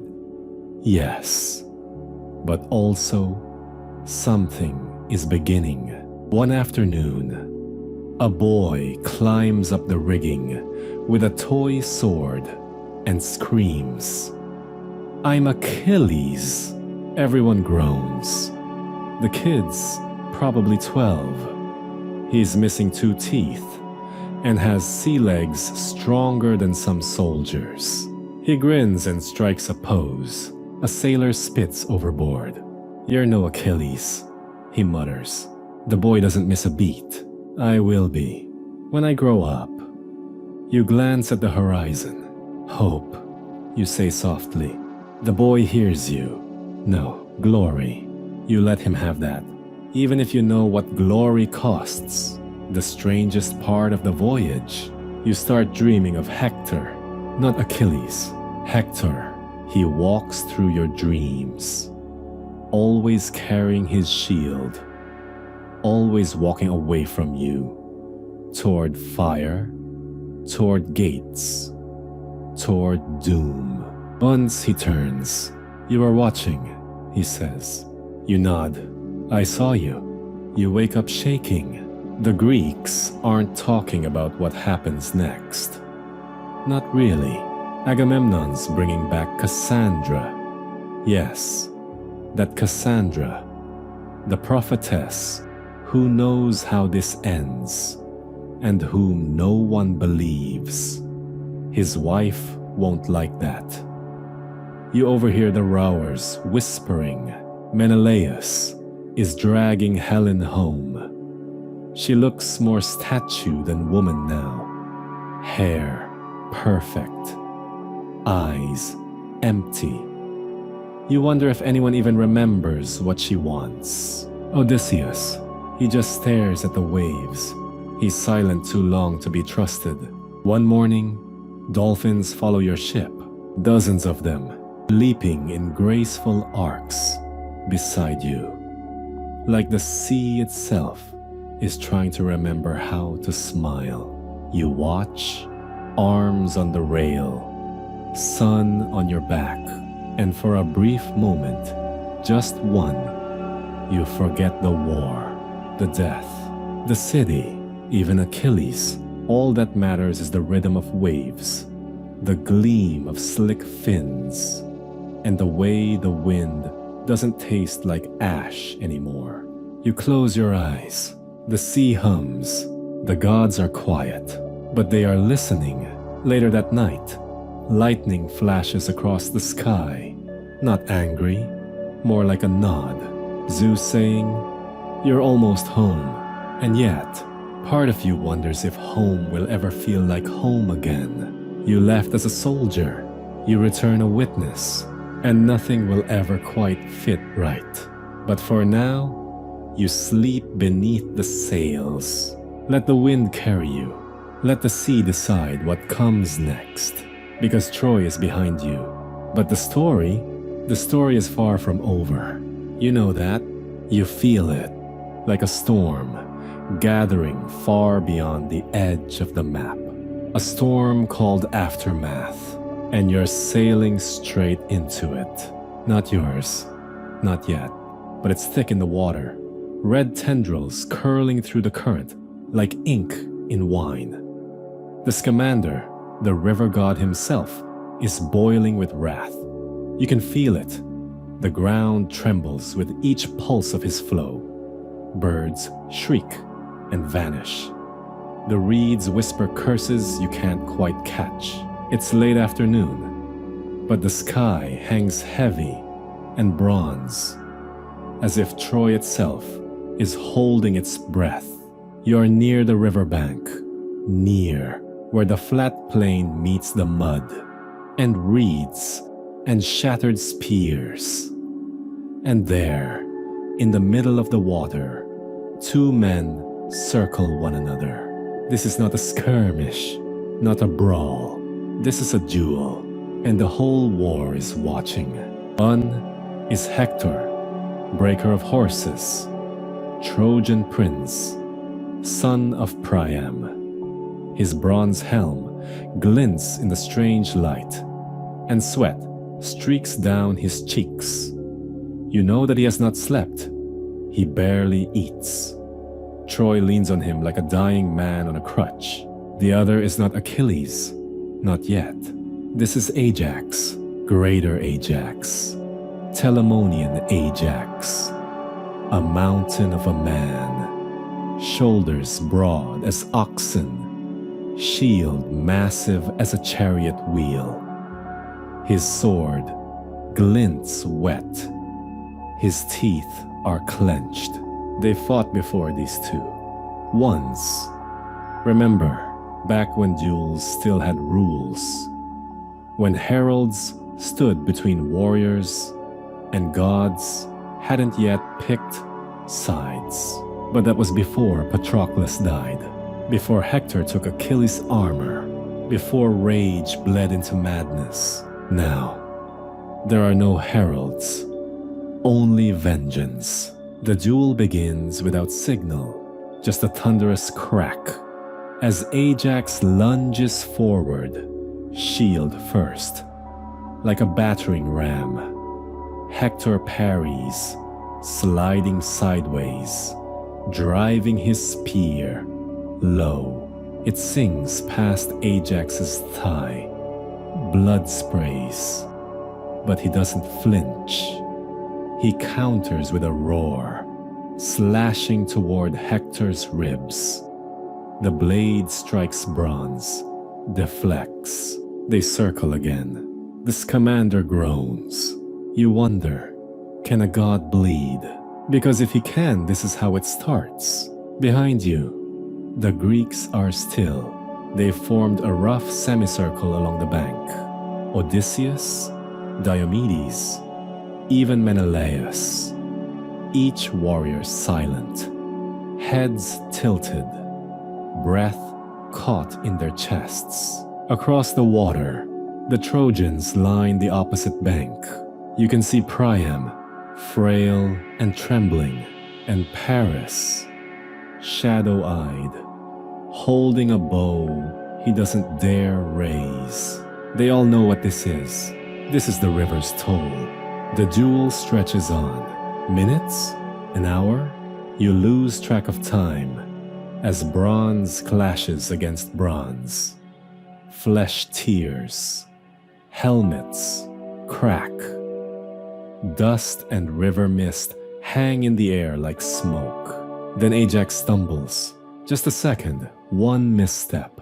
Hector lunges. His spear finds a seam in the armor. Under the arm, deep into muscle. Ajax grunts, reels, drops to one knee. A gasp goes up from both banks. You think he's done, but Ajax is not mortal in the way you understand mortals. Not yet. With a roar he rises, shield raised, eyes wild. He throws it, not the spear, the shield. It flies like a discus and slams into Hector's chest with the sound of cracking ribs. Hector falls back into the river, and that's when the Scamander moves. Not ripples, not waves, but a wall. A sudden, furious geyser erupting beneath Hector's body, lifting him, cradling him, carrying him away from Ajax, like a mother snatching her child from a fire. The river has chosen. You've heard the myths. Scamander is a god. He watches, he judges, he bleeds when mortals poison his waters. And now he's done. The river surges up, sweeping Ajax off his feet. Men scream, shields scatter, horses rear. A wave crashes onto the shore, snatching bodies, spears, helmets. You fall gasping, grabbing at reeds. The river roars. Not just water, but a voice beneath the current, ancient and furious. Enough. Ajax is gone, pulled under. Not dead, not yet, but drowning in the god's fury. You can't breathe. The air is choked with silt and foam. And then, from the distance, a glint of gold. Achilles. You know him even before you see his face, not because of the armor, new and forged by Hephaestus himself, glowing like starlight, but because of the silence that follows him. Even Scamander falters. He steps into the flood like it's dry land, like death itself is waiting behind him. The river parts, not willingly, but because Achilles commands it. And you feel it, don't you? This isn't about Hector anymore. Not even about Patroclus. This is about order. About one man against the elements. One mortal against a god. The duel is over. Now comes something worse. Achilles wades to where Ajax is struggling. He pulls him up. One hand, like lifting a child. Enough, he says. To Ajax, to the river, to the world, you don't know, but the Scamander retreats. The flood slackens, and all along the banks, men start breathing again. Later, Achilles will face Hector again, in a duel that will echo for generations. But not today. Today, the river has spoken. Today, blood was not enough. Today, a god bled. And you? You watched. At night, the river is quiet again, stars reflected on the surface. Like apologies, no one speaks of the duel. Not yet, but everyone dreams of it. Even you. You see Hector's eyes, clear and dark, and Ajax's fury, and the way Achilles glowed like a flame in human form. You hear the Scamander's voice. Not in words, but in pressure, behind your ears. Do not forget me. You won't. You promise. Because after today, you will never see water the same way again. You don't see him coming. One moment, the battlefield is a mess of distant cries and flickering bronze. The next, Achilles cuts through it like lightning splits a storm. You don't need to be told it's him. You feel it in the soles of your feet, in the pit of your stomach. He's not just a man anymore. He's wrath incarnate. The armor Hephaestus forged gleams too brightly for this world. Golden light kissing the dented helmets and smashed shields scattered across the plain. His face is unreadable, empty of grief, empty of mercy. The eyes of someone who has left humanity behind. And you remember, Patroclus is dead, and Hector is still breathing. That is a problem Achilles intends to solve. Hector stands alone before the Scaean gates, not because he wants to, but because everyone else has fled. You saw it. The brief panic when Achilles charged the line.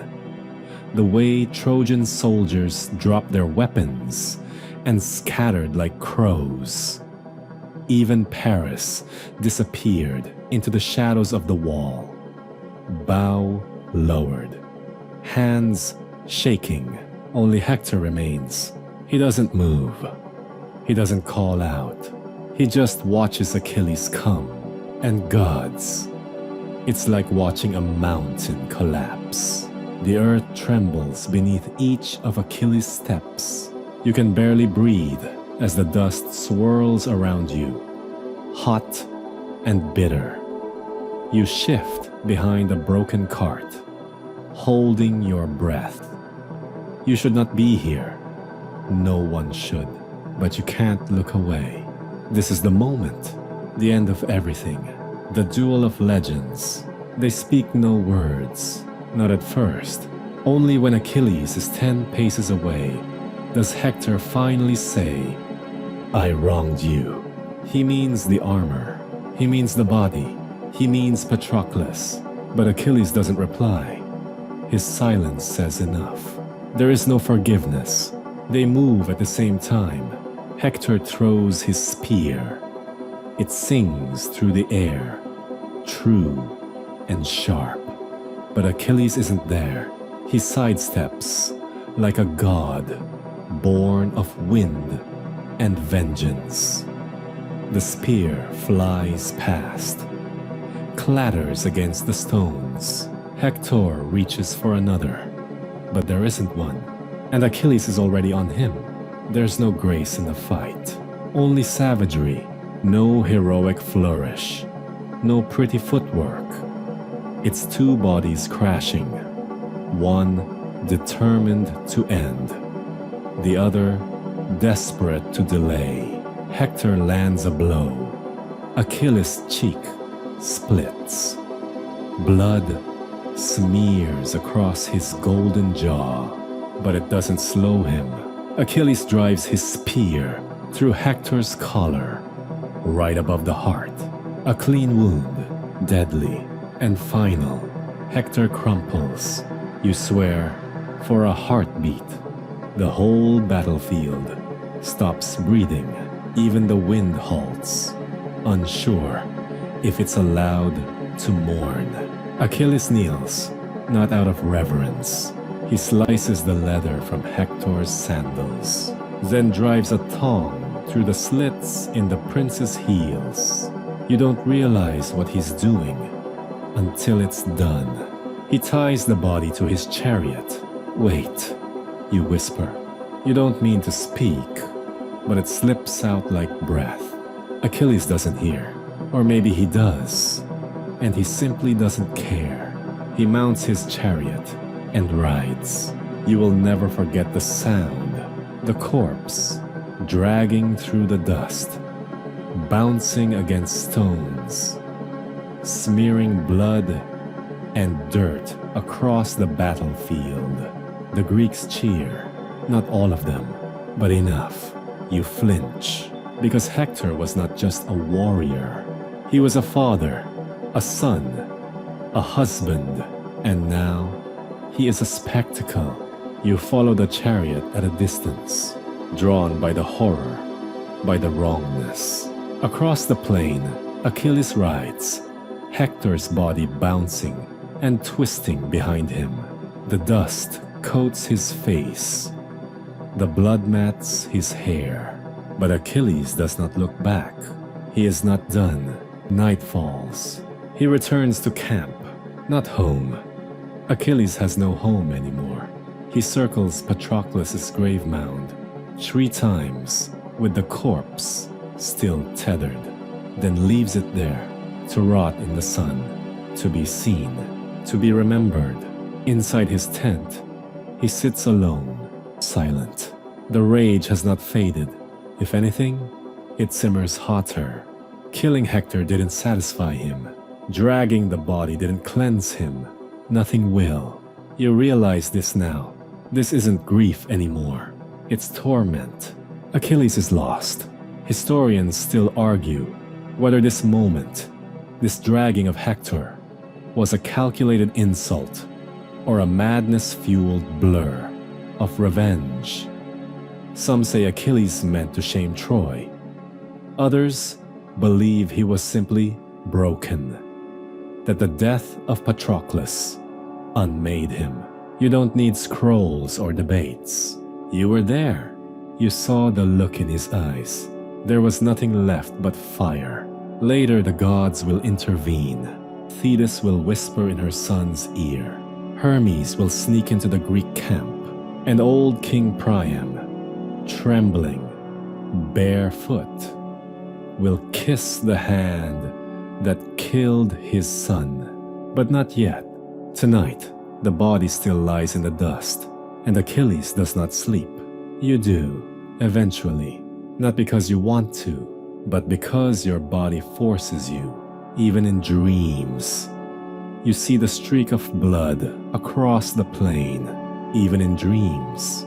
You hear the crunch of bone on stone, and somewhere in the deep corners of your mind, you hear Patroclus whisper, "This is not the end." You believe him because it can't be. The sun creeps over the Aegean like it's ashamed of what happened last night. And maybe it is. You wake to the crunch of sand and the creak of leather. No birds, no singing. The Greek camp is unusually quiet. There's no feast, no retelling of Achilles' so-called triumph. Just silence and the faint, stomach-turning stench of blood that hasn't yet dried. And out there on the edge of camp, the body still lies. Hector, Prince of Troy, dragged, broken, untended. No one dares touch him, not even the crows, which is strange, because normally they'd be at him like a symposium at an open wine jar. But the gods, it seems, have placed some sort of reverence, or maybe a pause, on this mutilated moment. Not mercy, just waiting. You'd think Zeus would say something, but Olympus is quiet too. Even the gods, it turns out, are a little disturbed. That's saying something, because this is the same pantheon that once turned a guy into a spider for winning a weaving contest. So when they go quiet, something's off. You catch murmurs from the Greeks. The soldiers aren't celebrating anymore. Not even Odysseus is cracking a wry line. And Achilles, he hasn't come out of his tent since last night. He just sits there, silent, armor off, skin pale. His hands twitch sometimes, like he's still holding a spear or a memory. Back in Troy, it's worse. No one sleeps. The city is still, stretched tight with sorrow. You hear the wails of women from the heights of the citadel. Priam hasn't left the inner hall. Hecuba refuses food, and Andromache, Hector's widow, walks the nursery in circles, whispering lullabies to a child who doesn't understand that his father is gone. You watch her and you ache, because this isn't myth right now. This is a family wrecked, and still the gods remain silent. Apollo, the one who once protected Hector, says nothing. Athena, who whispers strategy into the ears of men, stays aloof. Ares is bored. Only Thetis, Achilles' divine mother, seems to care. She watches from the shore, her sea-silver hair twisting in the wind, hands clenched. This is going too far, she whispers, even for mortals. Historians still argue whether this was the moment when the gods began to retreat from the world of men. A slow withdrawal. Not because they lost interest, but because they were ashamed of what they'd encouraged, of what they allowed. You can't prove it, but you feel it. Even the wind carries guilt. It's on the third day that something changes. The sky bruises suddenly, and a single vulture, massive, mottled, mythic, circles above Hector's body, wings slicing the air like a sword. Achilles steps from his tent, eyes sunken, jaw dark with stubble. He walks over, stares at what he's done. You stand a few paces behind, unsure if you're about to witness something sacred or something awful. Then the god Apollo appears, not in full glory, not with thunderclaps or trumpets. He's just there, like a trick of the light. He kneels beside the corpse and weeps. Achilles does not move, only speaks. "I thought you loved him," he says. Apollo nods. "I did." "Then why did you let him die?" The god doesn't answer right away. When he does, it's a whisper. Because gods are cowards.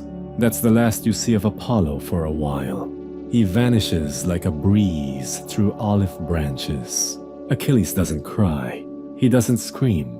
He simply kneels and pours a handful of sand over the body, not to honor it, just to cover the worst of the damage. Then he walks away again.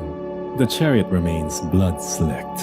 The ropes still dangle, but the dragging stops, and it's about time, because far across the Scamander, something stirs, not in the sky, but in the heart of an old man.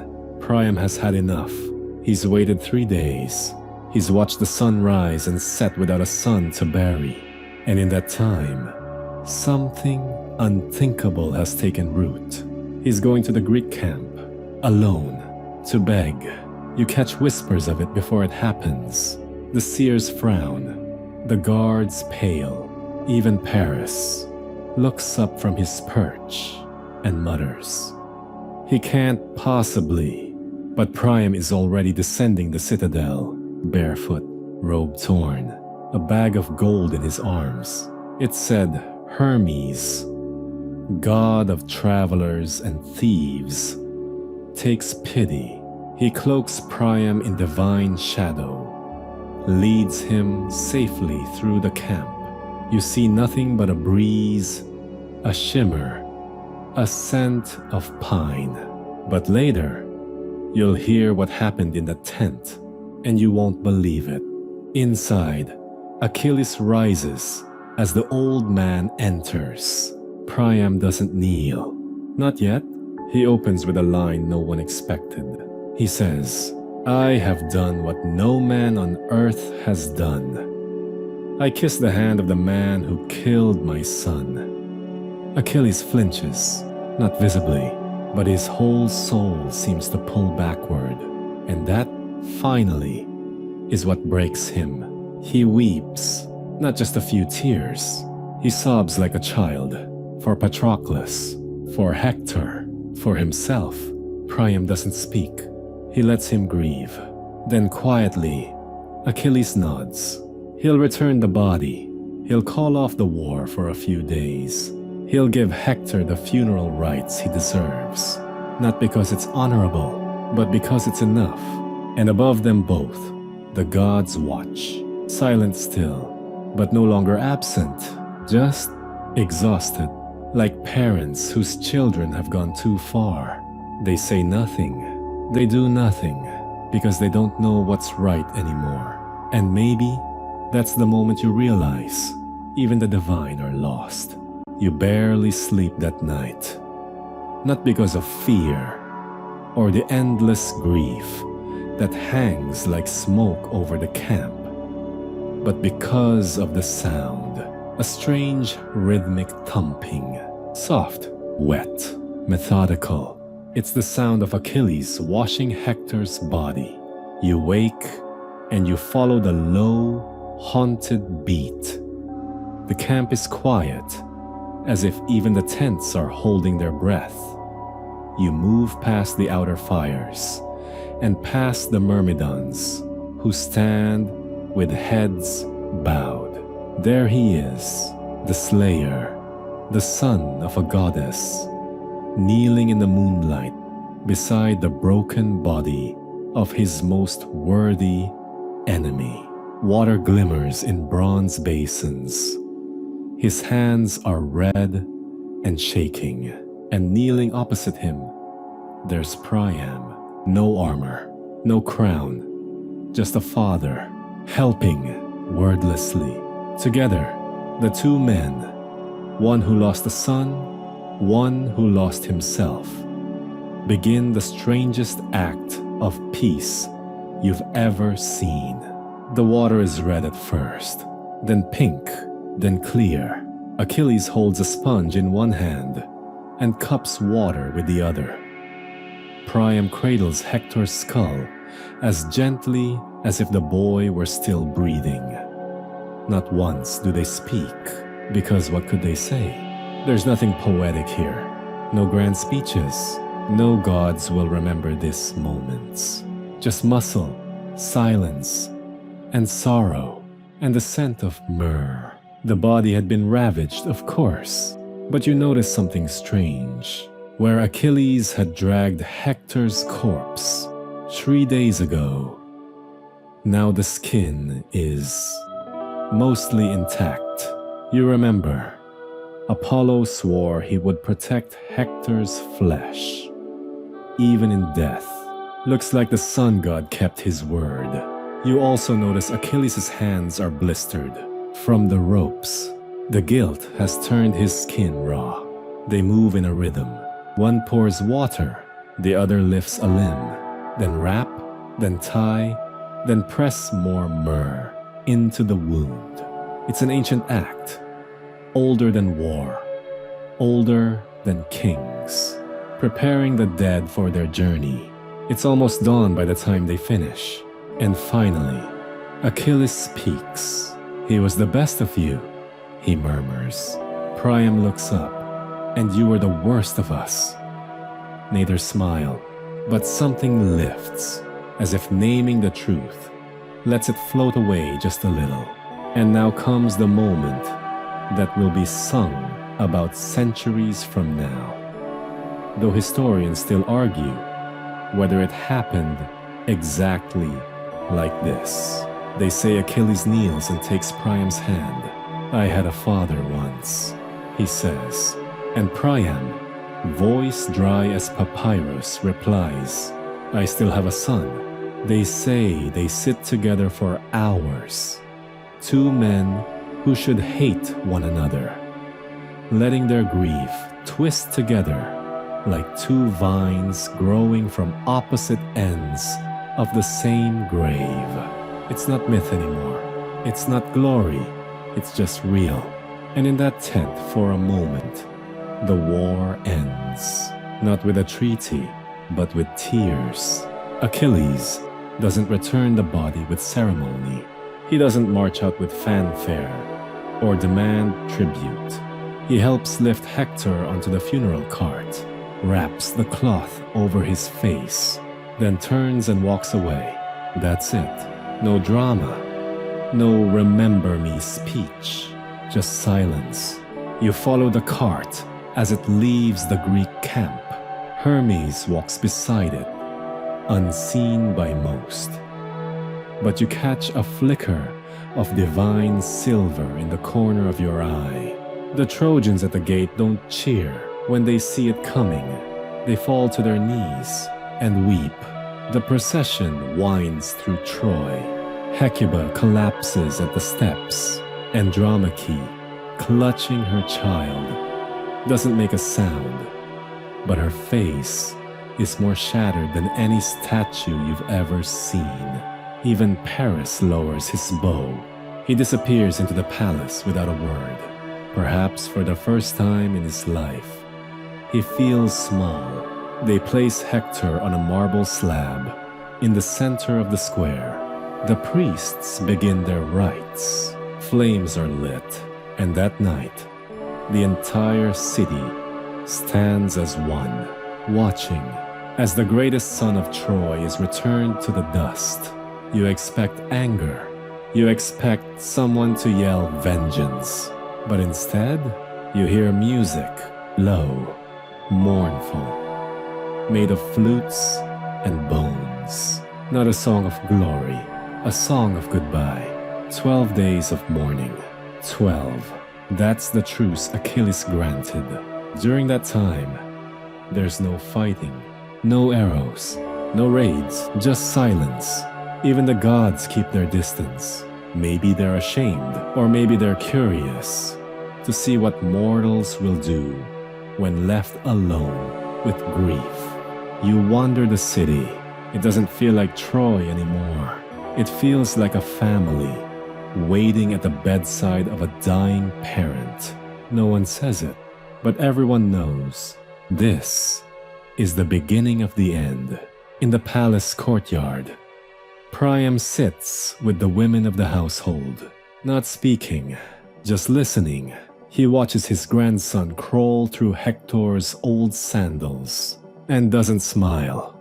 In the Greek camp, Achilles sharpens no blades. He doesn't eat much. Sometimes, he walks to the edge of the sea where his mother once appeared, and he waits for something, maybe for peace, maybe for death.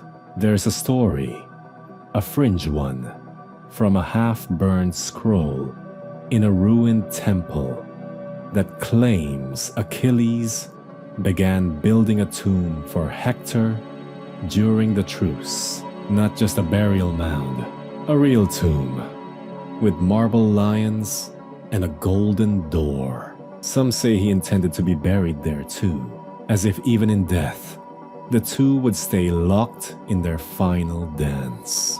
You'll never know if it's true, but the image lingers. The days pass. No fighting, no fire, just quiet, but not peace. Never peace, only pause. You sit by the Scamander River one evening, watching the current swirl like braided thread. It's strange, isn't it? How war can be held back by a single act of humanity. How a father's tears can bring down the momentum of 1,000 ships. But it won't last. You know that? The gods will stir. The arrows will fly. The horse will come. But for now, for 12 days, the killer and the father share the same silence. And you get to rest, even if just for a little while. The smoke finds you first. It curls through the city like a ghost, thick and slow and fragrant with resin, clove, cedar. You blink against the sting of it and follow the breeze uphill, where a column of black coils into the morning air like a serpent made of grief. You're not alone. All of Troy is climbing, old men with hollow cheeks, children too young to understand, women wrapped in shawls of gray and black, their hands full of dried flowers or torn fabric. You keep step with them as the city moves, one slow, solemn breath at a time, toward the place where Hector will return to ash. You reach the ridge. It's quiet. That eerie, reverent quiet that only happens when you know the gods are watching. There's the pyre, 30 feet high, built from oak, cedar, and cypress, bound with leather and stacked with olive oil jars, fine linens, and 2 bronze shields, polished so brightly you can see your face in the curve. Hector's face is covered. His body lies atop the pyre, wrapped in white wool and myrrh-soaked gauze, ringed by garlands of river lotus and mountain laurel. His spear splintered at the shaft, and his horsehair plumed helmet lie beside him, kissed with gold and shadowed by clouds. You've seen many fires before, but never one that makes the air taste like memory. The rites begin, priests hum, the women keen, and somewhere in the throng, Andromache begins the first of 3 laments. You don't understand every word. Some are too ancient, too sacred. But her voice breaks on the names. Hector, protector of Troy. Hector, father to my son. Hector, my morning, my storm. And when she says, "You left your shield, but took my heart," everyone bows. They circle the pyre 9 times. That number matters. 9 days of mourning. 9 circles for the soul's journey. 9 spears that Hector broke in his last stand. The Trojans carry torches now. One by one, they step forward and set them at the base. The fire is slow to take, almost shy. Then a gust of wind from the south, and the cedar snaps. A ribbon of flame rolls upward, like it's racing to the sky, and the pyre groans. There's a moment when the blaze reaches the chest, when the whole crowd inhales at once, even though you knew it was coming, even though you watched them build the thing. There's something about the heat and color, about the sound of flesh and wood becoming one, that hits you somewhere behind the ribs. You want to look away, but you don't, because no one else does. You glance at Priam. He's watching. He doesn't flinch. There's no sobbing, no screaming, just stillness, like a statue made of breath. Historians still argue whether Priam actually stood through the whole burning without moving, without a tear. Some say he collapsed after the 2nd hour. Others insist he chanted the names of Troy's kings until the last ember. You don't know what's true, but you do know this: he never looked away. You shift closer. The fire's heat makes your tunic cling. Sparks dart through the sky like copper insects. A toddler behind you wails, and someone lifts them away. But otherwise, no one moves. You can hear the wood popping, smell the marrow. At the edges of the crowd, soldiers weep.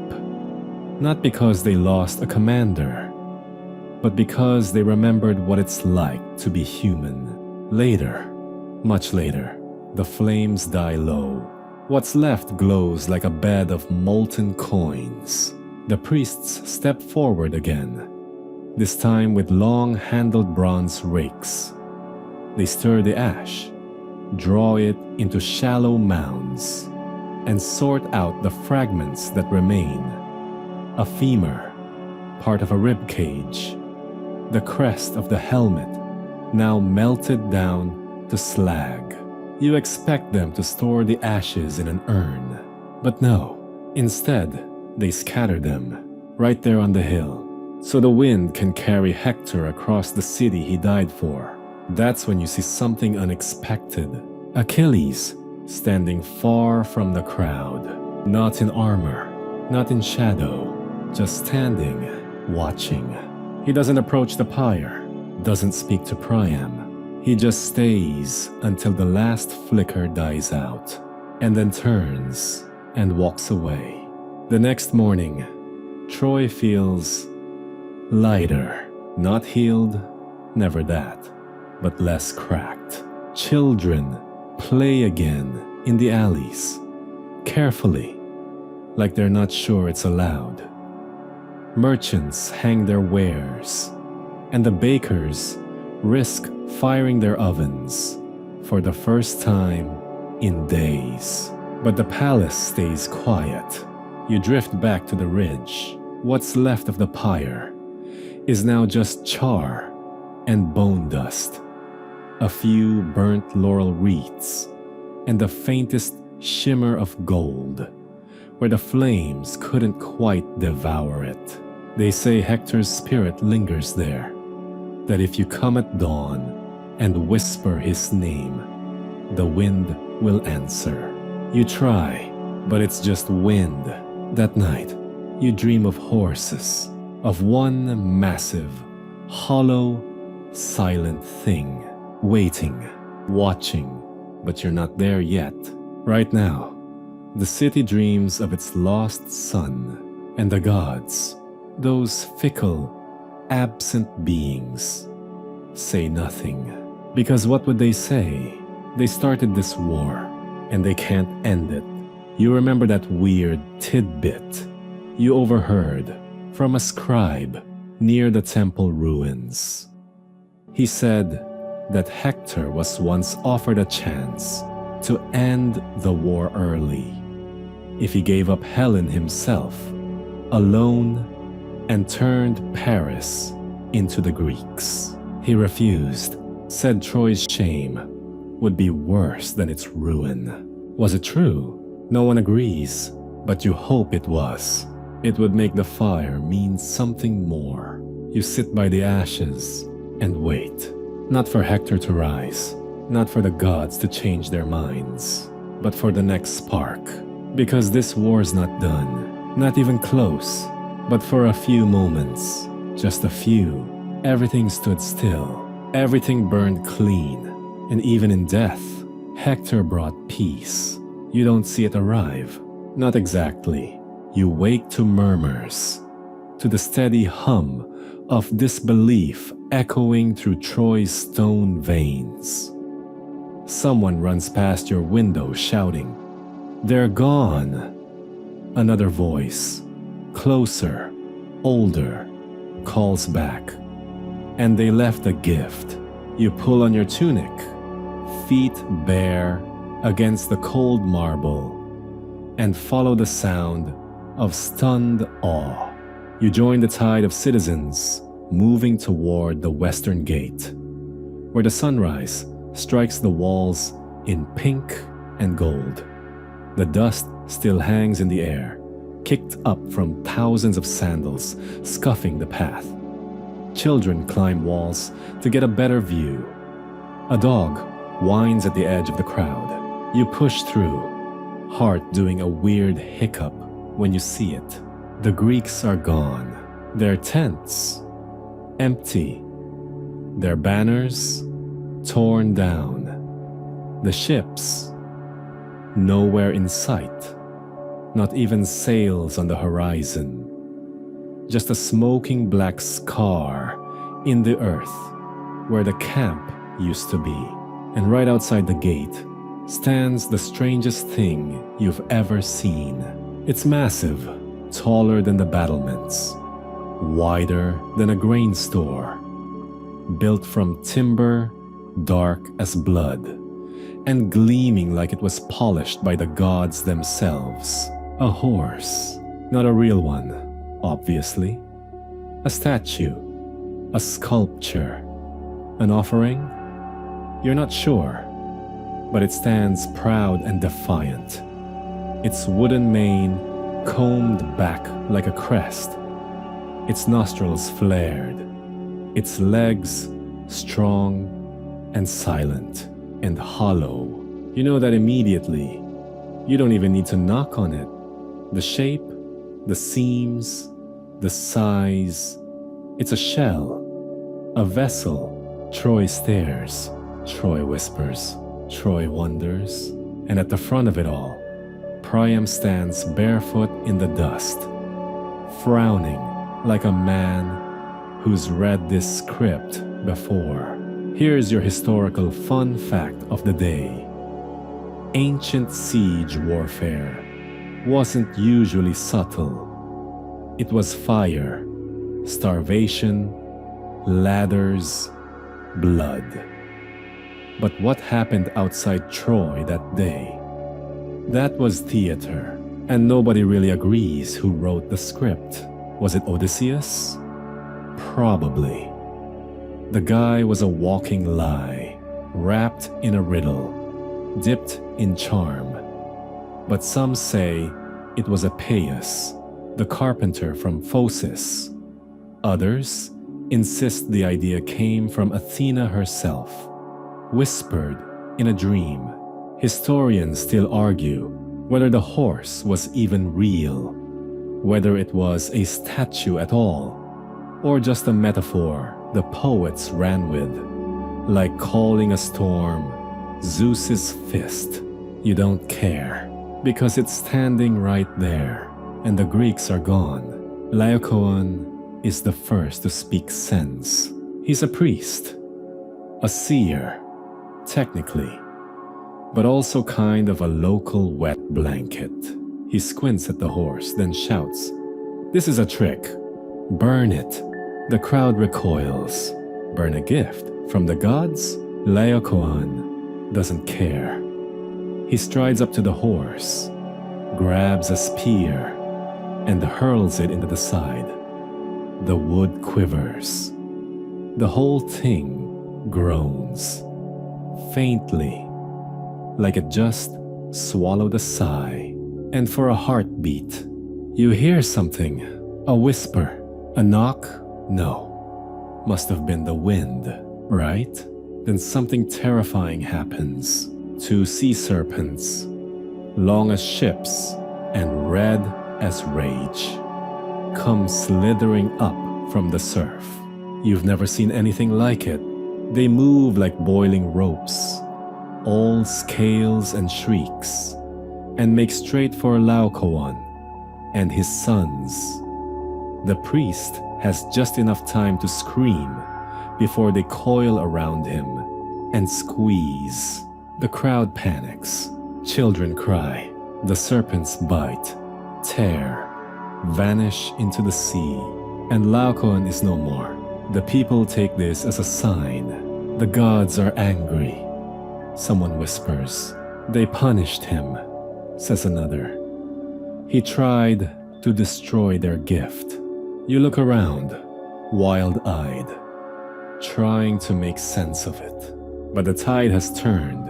Even Priam steps back now, nodding, as if realizing he's been too cautious, too long. If the gods want the horse, who is he to argue? And so, you watch something almost comical unfold. Troy opens its gates to a giant wooden horse. It takes all day to move the thing. Ropes are fastened, pulleys wheeze, children chant, workers sweat. You get roped in yourself for a while, hands blistering against thick flax as you pull with a dozen others. The horse creaks. Its massive wheels rut deep into the earth. You pass under the archway, through the gate, into the city. Trojans throw flower petals. Musicians play lyres off-key. Some women weep, not for sorrow, but for joy. After 10 years, they believe it's over. The war is done. The ships are gone. Victory has come wrapped in cedar and lies. That night, Troy parties like never before. Wine flows like river water. Bread is baked and passed around like confetti. Fire dancers twirl beside bonfires, and someone releases birds from a cage just to watch them arc against the moonlight. Even the king drinks. Priam raises a cup to Hector, to Paris, to peace. You join a circle of friends under a fig tree, eating cheese that's been hoarded for 6 years. Someone plays a reed pipe. Someone else sings a very bad ballad about Achilles slipping on his own ego. You laugh harder than you should, maybe because you know it's too quiet. Much later, you pass the horse again. It stands alone in the courtyard, the moon catching its flanks in silver. You think for a moment about knocking on it, just to see. But then a breeze picks up, and the smell of rose oil from the banquet wafts in your direction, and you feel too sleepy to be brave. So you yawn, stretch, and go to bed. Now, let's freeze frame, because this moment, this is the last time Troy breathes in peace in the belly of that horse. High above the city, Greek warriors wait. Odysseus, Menelaus, Neoptolemus, Achilles' son, all fire and fury. They sit crouched in darkness, armored and silent, surrounded by the scent of sweat and oil and pine resin. They don't speak. They barely blink. They wait for the signal, and out on the sea, hidden behind Tenedos Island, the ships are coming back. Oars slice the water like knives through silk. Midnight strikes, the stars blink, and everything changes. But you'll feel that in the next breath. For now, sleep while you can. The gates are open, the gods are watching, and the horse, it doesn't dream, it waits. You don't wake with a scream, you wake with silence. And it is that silence, unnatural, thick, sticky as honey left too long in the jar, that unsettles you first. Not the smoke, not the clanging, not the smell of blood. Just that silence, that moment before the scream, where your heart beats one beat too loud. You sit up in your bed. It's still dark out, but your room glows orange. You know, before your feet touch the floor, that something has gone wrong. Then the first scream tears across the rooftops, and the night splits open like a wound. The fire is everywhere. You stumble outside barefoot, nightrobe clutched to your chest, and the heat slaps you in the face.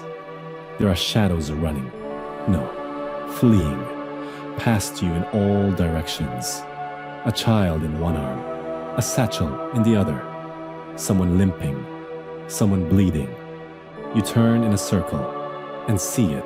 The palace on fire, the temple of Athena crumbling, the walls open, and the wooden horse gone.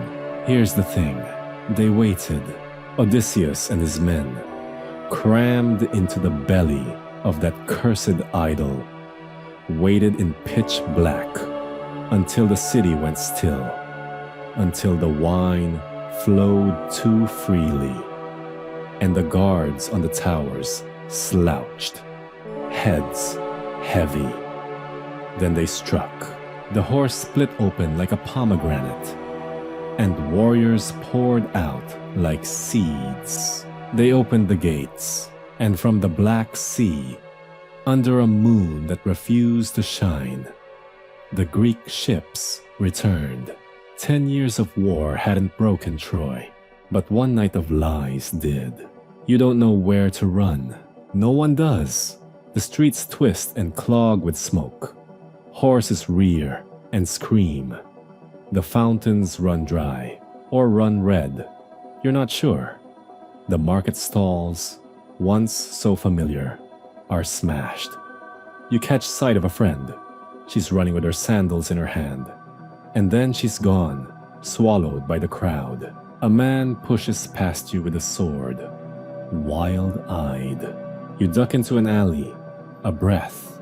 Then a soldier appears, not Trojan, Greek. His armor is polished in blood, his hair soaked in it, his blade ready. You hold your hands up. He hesitates. You're not armed. You're young. You're shaking. Then he's gone. Not mercy, just time. He has other orders. You fall to your knees and retch. By dawn, the city is unrecognizable. The royal palace has collapsed in fire. The walls are taken. The gates broken. What's left of Troy stumbles through its own bones, barefoot, stunned. You hear Priam is dead. They say Neoptolemus, the son of Achilles, found the old man by the altar of Zeus. Found him clutching a blade not meant for hands so frail. And he cut him down like wheat at harvest. There's no dignity left in this war, just ruin. You flee to the temple of Athena. Everyone does. Women, children, the old, the lost. You push through cracked columns and kneel at the feet of the statue. Not to pray, you've seen what the gods allow, but to hide. The priestess beside you whispers, "This is holy ground. They can't touch us here."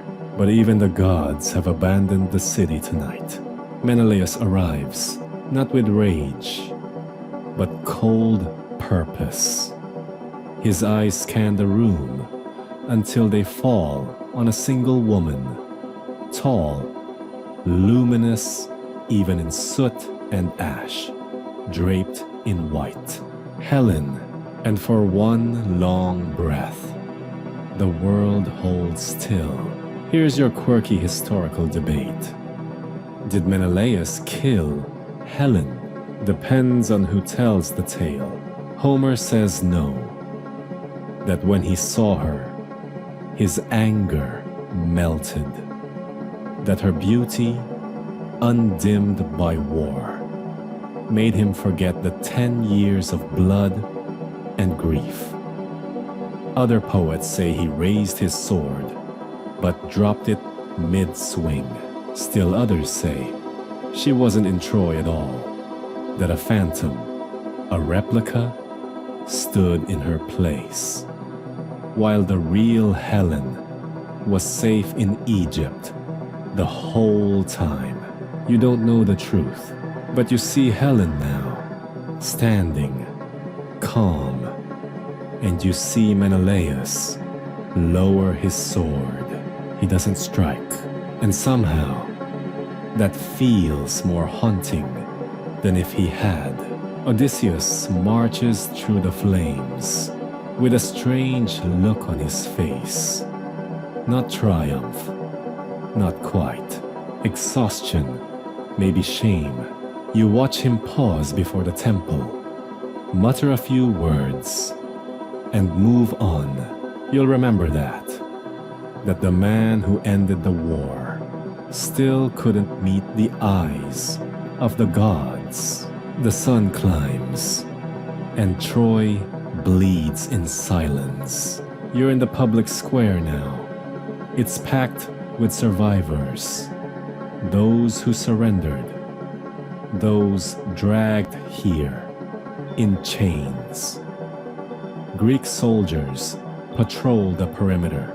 You see Andromache, widow of Hector, holding her child close. Too close. A soldier reaches for the baby. She refuses. He rips the child from her arms, and you hear the crack of a skull on stone. The baby doesn't cry. Andromache does. So do you. So does the sky. It begins to rain. Cassandra laughs. Of course she does. No one listened to her when she warned them. Not about the horse. Not about Paris. Not about anything. So now she laughs in the mud. Her hair matted with smoke and tears as they drag her away to Agamemnon. A prize. A prophecy he'll regret. But not yet. The laughter echoes. Long after she's gone, Aeneas escapes. You see him only for a moment, through the smoke, carrying his father on his back and leading his son by the hand. A few others follow. They don't look back. They vanish toward the hills, toward fate, toward legend. The Romans will say, that's where their story begins. Yours ends here. By midday the fires die. Only ash remains. Troy has fallen, and still you sit on a stone step, soot in your mouth, blood on your ankles, hair wet with rain. It's over, really over. And strangely, that feels worse than fear, worse than death. Just emptiness, like someone pulled the bones out of the world. So here's the last secret. Troy never really dies. Its stones sink into myth. Its heroes echo in every war story, every poem, every nation that rises and says, we come from greatness. They don't come from greatness. They come from this, from fire, from grief, from a horse with a hollow heart. You close your eyes. The rain keeps falling, and far, far away, the gods look down and say nothing. You don't remember when the crying stops. Maybe the voices dry up with the smoke. Maybe the silence isn't real silence. It's just too loud to hear anymore. But eventually, you begin to feel time again. Not the heavy thudding of disaster, not the frantic rushing of fire and fear, just time, measured in footsteps, in breathing, in dust. Troy is gone, but you're not, and that feels like the worst kind of afterlife. No one gives orders anymore. There's no king, no heralds, no laws. You wake when the sun wakes you, when the birds dare to return to the ruined walls. You eat what's left in the rubble. Flatbread turned to charcoal. Apples bruised black. You drink from cracked amphorae and catch water in old hands when it rains. You don't talk about the night of the fall. Not with the others. Not even with yourself. There are so few survivors now. You all recognize each other by shape alone. You nod in silence and build little piles of rocks around burned doorways, graves, markers, memory stacked in stone. The Greeks, they're mostly gone, not all. A few straggle through to strip what remains. Some drunk on stolen wine. Others lost in the labyrinth of ash. But most have already left, back to their ships, back to Sparta, to Mycenae, to Ithaca, back to where the war was a legend before it even ended. Some won't make it. Odysseus, your favorite clever liar, will wander for 10 years more, cursed by the gods for his pride. Agamemnon will reach home only to be murdered in his bathtub. Menelaus will sail with Helen, beautiful as ever, and no one will look her in the eye. But here, in the shadow of a dead city, none of that matters. What matters is you lived. You walked through a war, and now you walk through what comes after. You find a lyre, half burned, strings missing. You cradle it like a child. You don't play it, not yet, but you carry it with you as you wander the ruins, past where the baths once steamed, past where merchants argued over cinnamon and wine, past where children played knucklebones in the dust. The sound of laughter is the most extinct thing of all. Still, you remember it.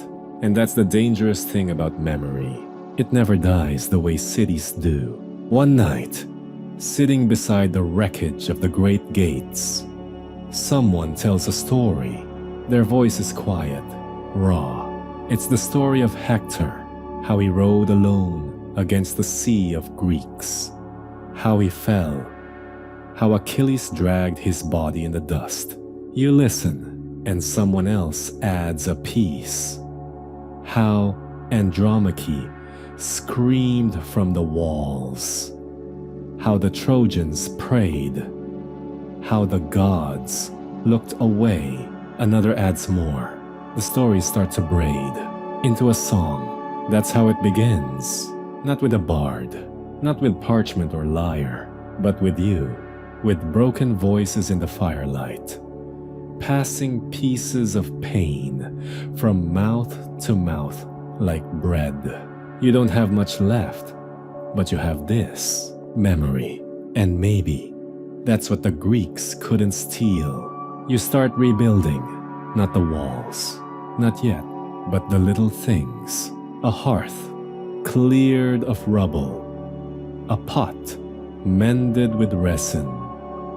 A comb carved from olive wood. Someone finds a goat. Someone else digs a garden. It's not much, but you wake to the smell of baking again. You hear singing in the evenings. You string the lyre with gut and horsehair. And one day, quietly, when no one is listening, you play a note. Years pass.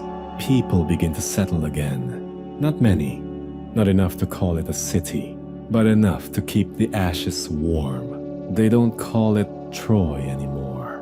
The Greeks left that name buried with the bones, but some still whisper it under their breath in dreams. Ilios, Wilusa, the city that burned. New children are born. You name them for the dead, and in the naming, you stitch the old world into the new. Poets arrive, not warriors, poets. They carry scrolls and questions and ink-stained fingers. They walk the ruins with wide eyes, writing things down. They ask you what happened. You tell them what you remember.